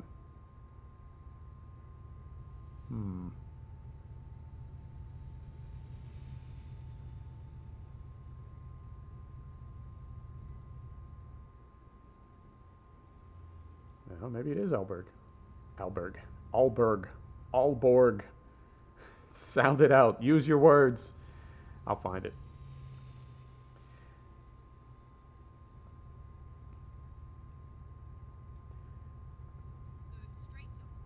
Go Straight on. All right. No, not Aalborg. We're back to Friedrichshafen. All right.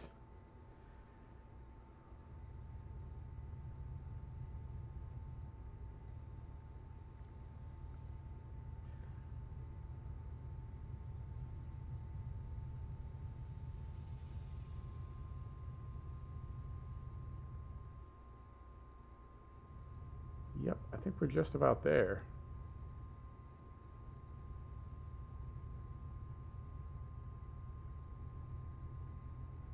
Carefully. I'm trying not to reef the wheel too hard to the left and flip this thing over. We were just a little bit wide through there. Unnerving.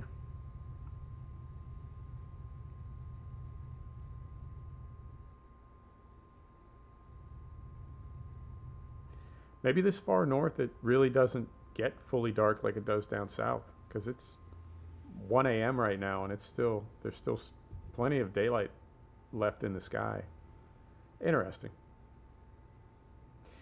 I don't know if they will ever bring seasons to Truck Sim. I would love it if there were seasons.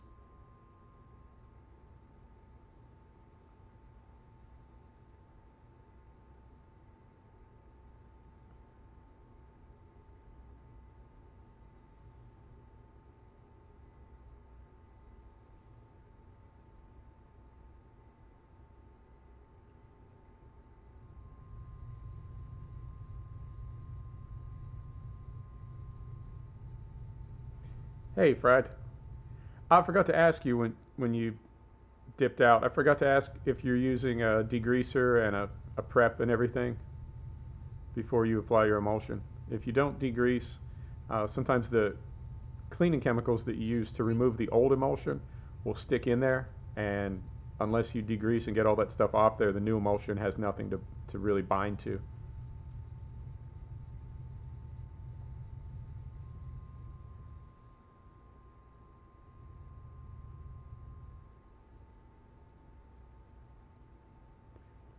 Oh, look at this row of wind turbines up here.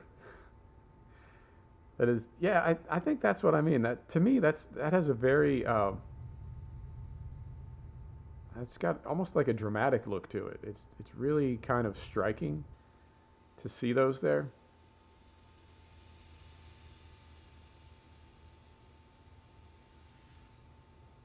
Yeah. Oh no. You mean you forgot it for this coating, or you forgot to get it completely, like you don't have any?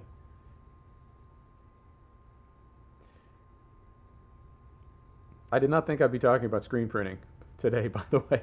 It's taking me back to my teen years.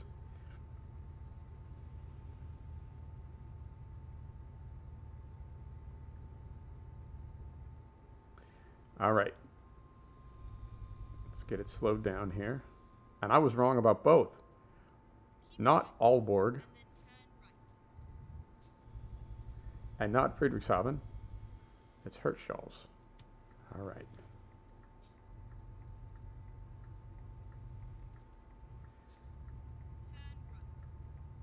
Yeah, if you didn't use degreaser, you may not get a good.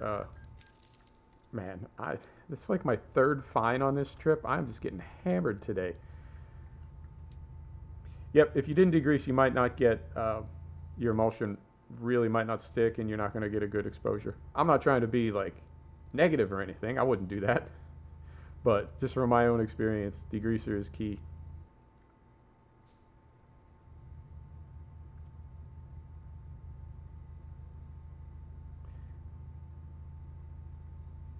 Yeah, exactly. Live and learn, right?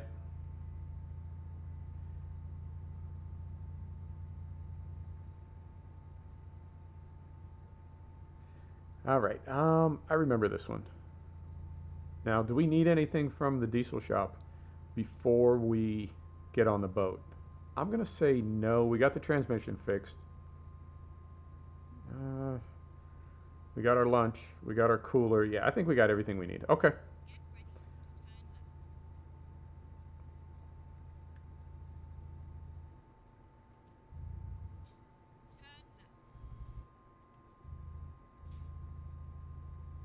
All right. Right through here. Now this always confuses me. I think we just need to go where the truck icons are. But I don't think, on this one, I don't think we drive all the way into the boat. I think we just sort of pull up in the parking lot. Cargo, that's us. Yeah. Man, that's amazing. When I look at that stuff, like, I know I'm just looking at a JPEG right now. They didn't do 3D rendering out there on the horizon. That would just be a waste of graphics card and CPU. I know that's just a JPEG, but it's very convincing. It works really well. All right. So, right there, right about there. There we go. All right. So we'll get down to neutral. We will set the brake. Possible travel destinations. We're going to Oslo, so I think we want to be headed up this way. Not that one. Not that one. Not that one. So it's got to be this one then. Is there no crossing directly to Oslo? Well, obviously there can't be. All right. So we're going to sleep about 3 hours on the boat. Yeah, that's the one that makes sense. We're going to sleep about 3 hours on the boat. That'll give us 3 hours of sleep back, and it is 5 a.m., so the sun's just coming up. All right. Just restarted the engine. It was already on. All right. Here we go. But then from here, we do start inside the boat.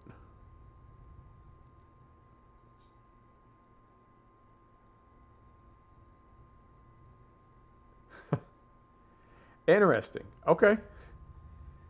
So your cat has decided.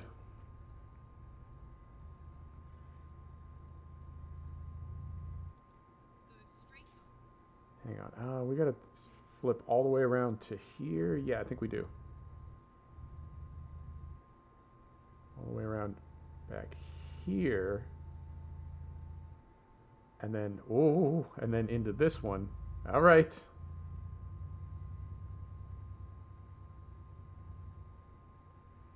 And then over this way.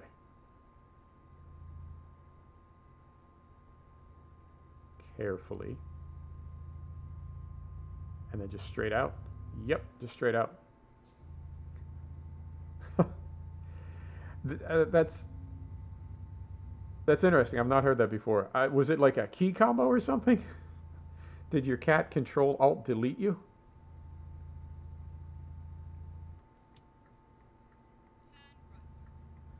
All right, there's a sign for Oslo. So we're good there. Go out this way. I'm going to get this axle up. That one and that one.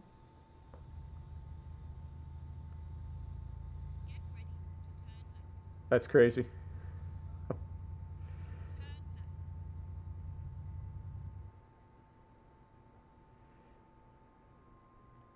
And with so many people being on Zoom calls, there have been so many like incidents of people being interrupted at work by kids and pets and At the roundabout, take the first exit. spilled coffee and all the things that we could sort of, I don't know.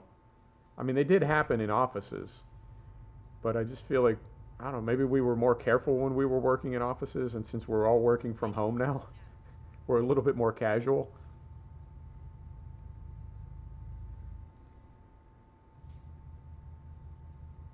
go straight on and then turn left. Straight and then left. Okay, so we're going to make a left here Turn left. carefully. All right. Like so. God, it's really crowded. And really narrow through here. Yeah, Scandinavia has always struck me as Straight on. kind of narrow. There's not a ton of maneuvering room. Get ready to turn left. And I don't know if that's just Turn left. the way they built the map or if that's meant to reflect how Scandinavia really is. I've been working from home for many years. So for me, COVID has fortunately not been, there was no real learning curve. I didn't have to get used to anything.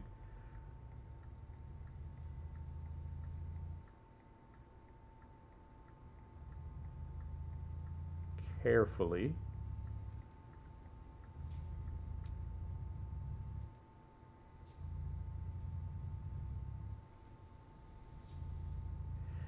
Yeah, it was not, COVID was in a lot of ways kind of not a big deal for me because I do work from home and I'm not in some ways I'm already sort of socially distant. I'm not necessarily a people person. I think that's one of the reasons I enjoy the channel so much is because it allows me to uh, interact with people in I don't know how do I want to say this? I choose my words very carefully here. It allows me to interact with people in ways that I know are not going to go south on me. That's a good way to say it. So yeah, this has been when I hear people talking about what a strain COVID has been for them. I don't dismiss that at all. I understand that it has been, and I can certainly sympathize, but I can't necessarily empathize. Let's get slowed down here. There we go. Yeah, I'm a bit of an introvert. I like people, but I feel like very often I get along with people better the less time I spend with them. I'm in business development and marketing communication. I do branding and work with people to expand their business and explore new areas that they want to get into, new markets that they want to get into, and then help them craft the branding and the communication to reach out to people in those spaces.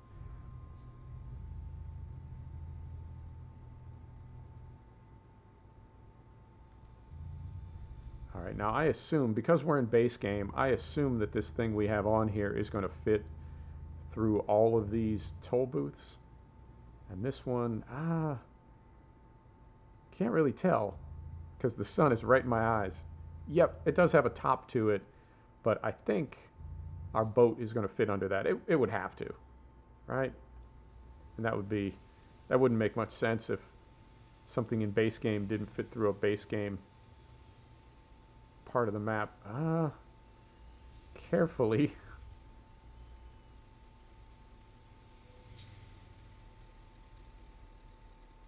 It's going to be very close. All right, here we go. Yeah, it can be.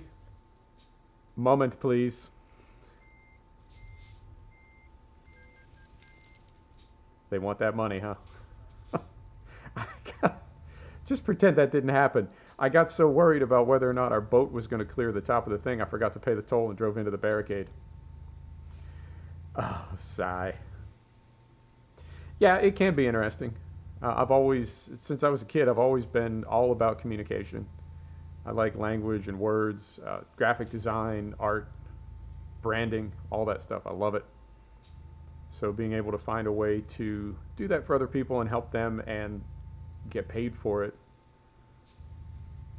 that's kind of a win-win. All right. And of course, they're not going to let me over.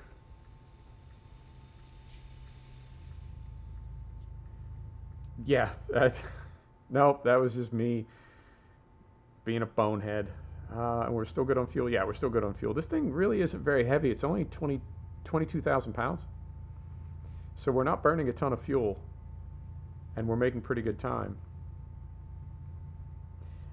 Yeah, I assumed it had to fit. It really wouldn't make any sense. And I know, what was it, the special transport DLC, the reason special transport is limited to very specific routes on very specific parts of the map is for that reason. Whoa, careful. The special transport cargoes don't fit everywhere. They only fit very specifically from where you pick them up to where you take them. Oh, right on. Well, I'm glad you found the stream then. I'm glad you found the channel. Yeah, the internet is it's it's an interesting place. I think it's become a lot more interesting over the past few years, and it's just there's really a lot of ugliness on the internet. But I think if you're selective and if you try to put, I don't typically use terms like this, but it fits. I think if you put the right energy out there, you get back the same thing. So it's the internet it's become a minefield, but if you're very careful, I feel like you can still find some good things and some good people out there.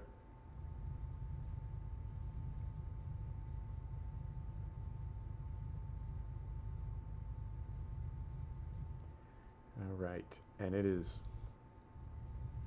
Wow, this trailer is it's top heavy. It's not heavy heavy. It's just a little top heavy. I can feel it kind of rocking back and forth. All right, find a better gear here for this hill.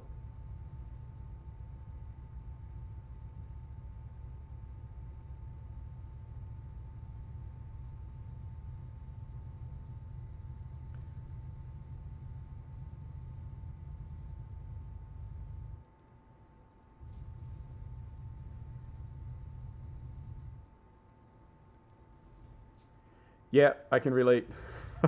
I can definitely relate. It's I mean, one of the things that I come across a lot is we call it the hallway committee, and it's when you're working with a client and they have their own ideas about design, they have their own ideas about communication, and they're really terrible ideas. They have no idea what they're talking about, but they like it, right? And their family likes it, and so that's what they want to go with.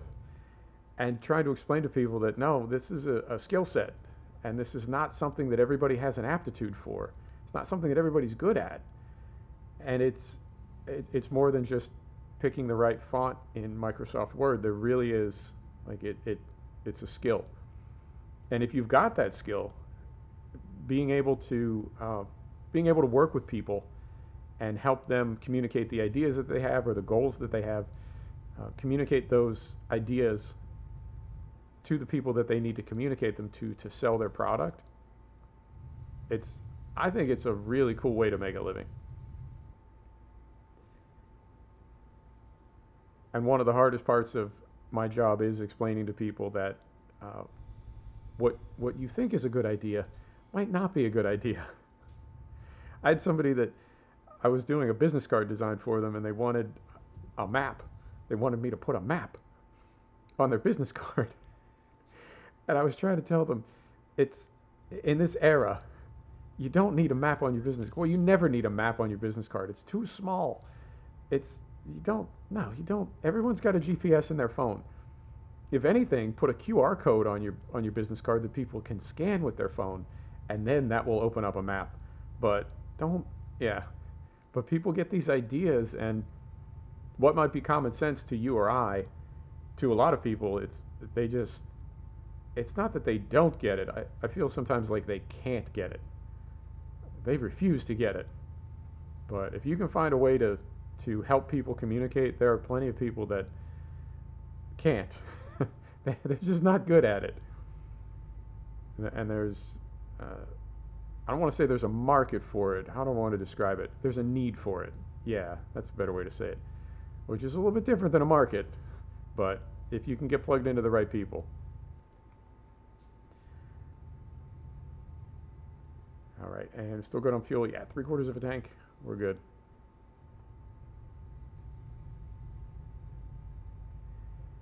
And I want to say, like the southern half.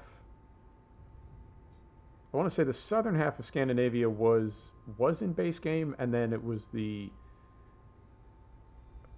Was it going north? There was a DLC where they added parts of Scandinavia. Sir, sir. Ugh. All right. This reminds me of my summer car a lot. I'm getting PTSD flashbacks to my summer car. I think if there were two games that traumatized me as a gamer, one of them would be Escape from Tarkov, and the other one would be my summer car.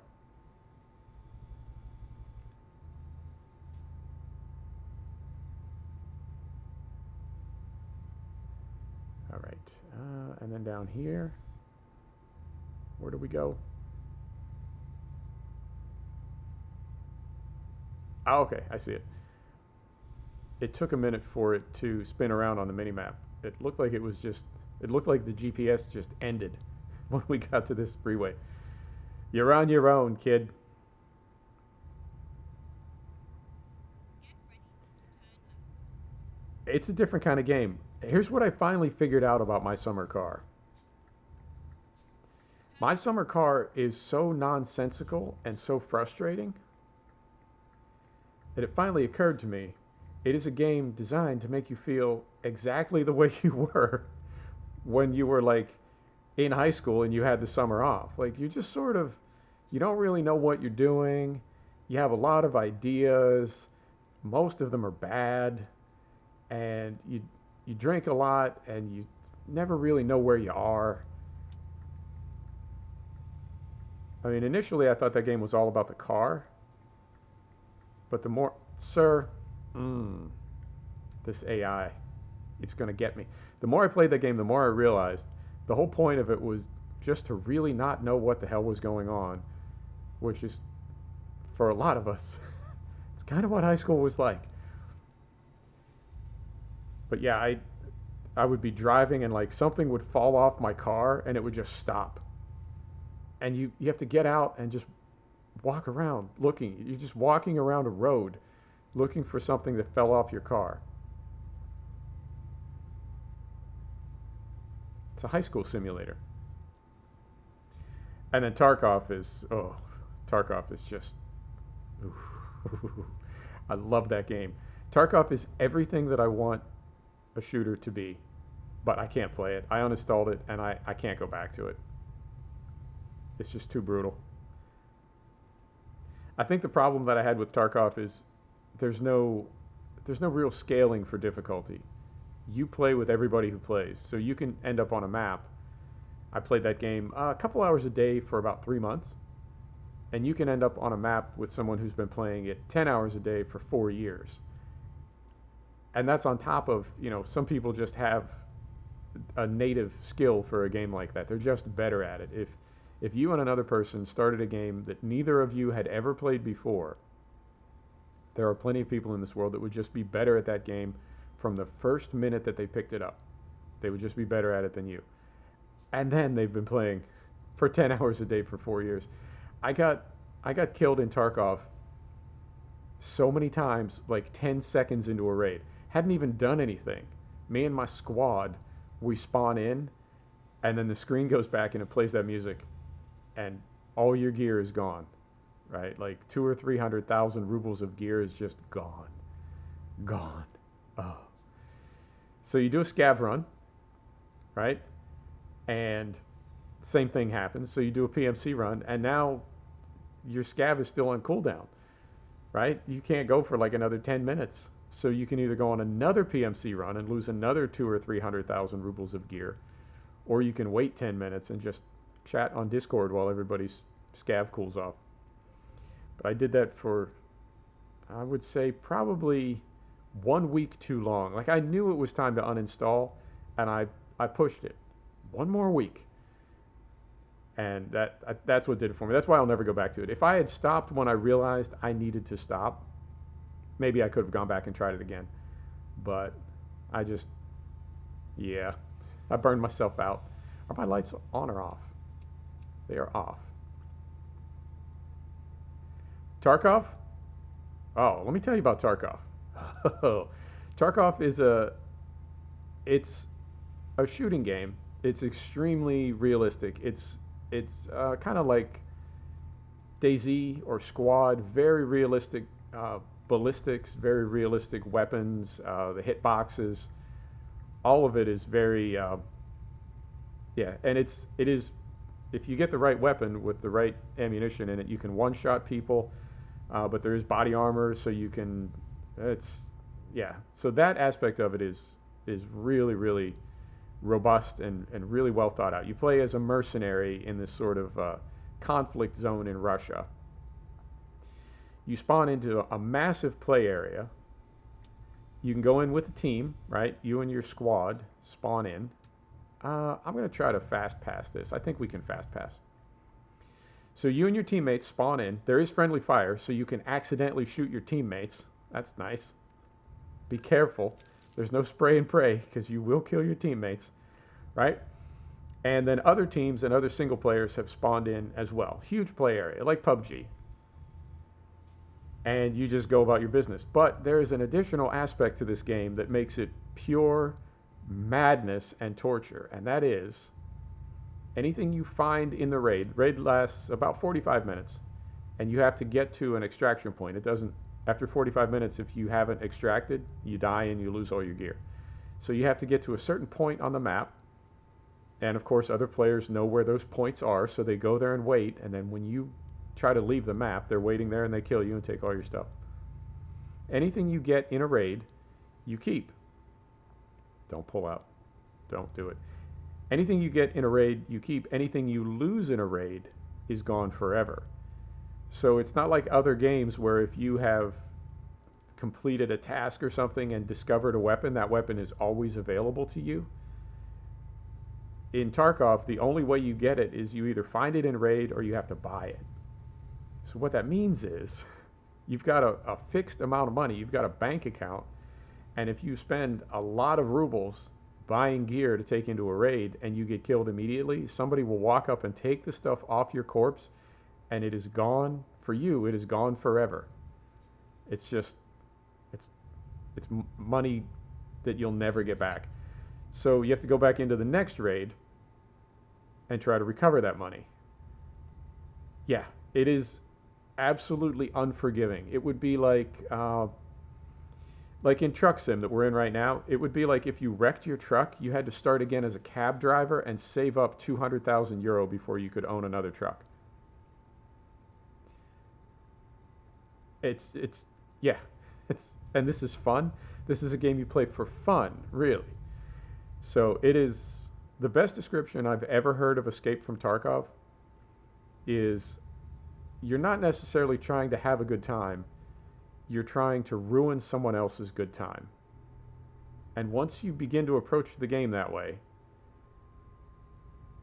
right? Once you stop focusing on money or gear or losing gear or having gear, and you go into every raid with the intention that you're just going to ruin somebody else's day, whether you get out with gear or not, doesn't matter as long as they don't.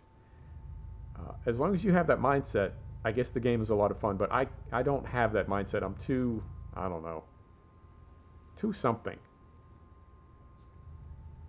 Maybe it's the OCD, I don't know. But I was taking the game too seriously. And rather than just trying to go in and have fun or just make sure that somebody else didn't have fun, I was, I don't know, I was playing it wrong, and I was making myself crazy. So I had to uninstall. That was almost a year ago. I haven't looked back. Although I do watch people play it. I watch Operator Drewski a lot, and I watch a Twitch streamer named Smithio. And I do enjoy watching people play it, but I would never try to play it again.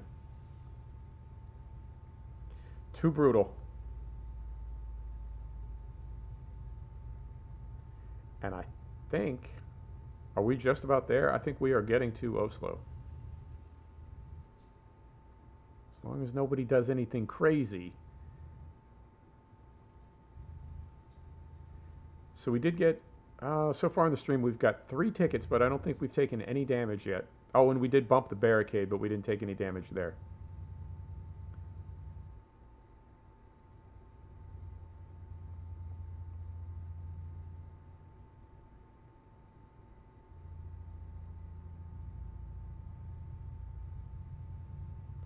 Yeah, the game seems to be playing really, really smooth. 1.38. I was getting some micro freezes and a little bit of stutter, but my frame rate was higher. I feel like 1.39, my frame rate is a little bit lower, but we're not getting any freezes. I don't know if it's like preloading tiles, but it seems to be, whatever it's doing, there's no micro freezing at all. All right, I think we're just about there. So I'm going to put the windows down, lift the axles up carefully. Nope, I'm on a Razer Wolverine Ultimate gamepad. The only thing I play with my wheel are racing simulators. I don't know why I drive the truck with a gamepad. I just do. It's just so much more natural for me, and I guess I could try with a wheel, but I've never even really wanted to. All right. And then I guess we're going right in here.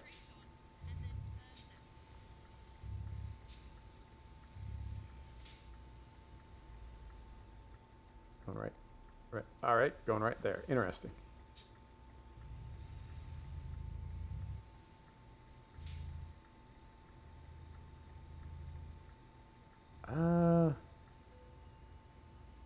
How are we going to do this? All right, we are going to have to go in on the blind side, but I think we'll be third person, so really there is no blind side. When you're third person, everything's accessible. Okay. It was a nice ride. Thank you for your help, GPS. All right, so we want to go, interesting. We want to go over this way a little bit, and then back this way. Is that right? I think that's right. Not quite that far.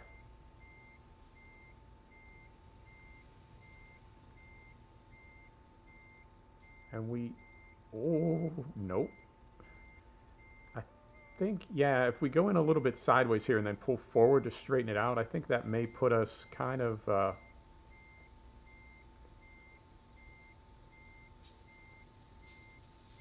in the trigger.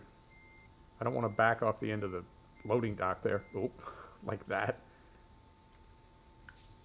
Yeah, this is a little bit sloppy. I mean, I've done okay with the trailers like once or twice in this stream, but then other times it just all goes sideways like it did right there. ATS, right on. I did a long trip in ATS yesterday, getting prepped for the next stream and getting ready for Colorado.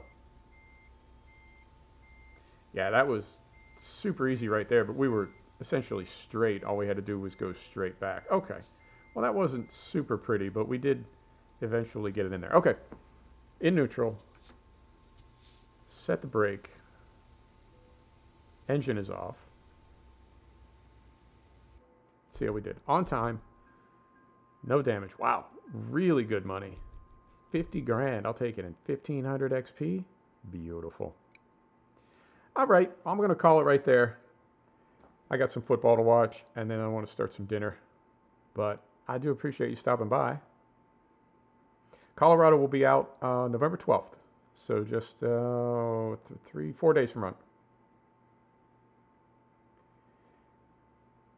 Yeah, Idaho is good. Idaho is good. I've been filling the map in, and I'm really looking forward to Colorado. I think it's going to be a fantastic map. Hey, thanks, Fred. I appreciate it. Thanks for stopping by. Fiona, I appreciate you. I know you've been lurking. I see you there. Thanks, everybody. See you tomorrow. We're going to do, I think we're going to do X-Plane tomorrow, then cattle and crops the next day, and then Colorado after that. All right. Sir Dro, see you next time. Take care, everybody. Bye.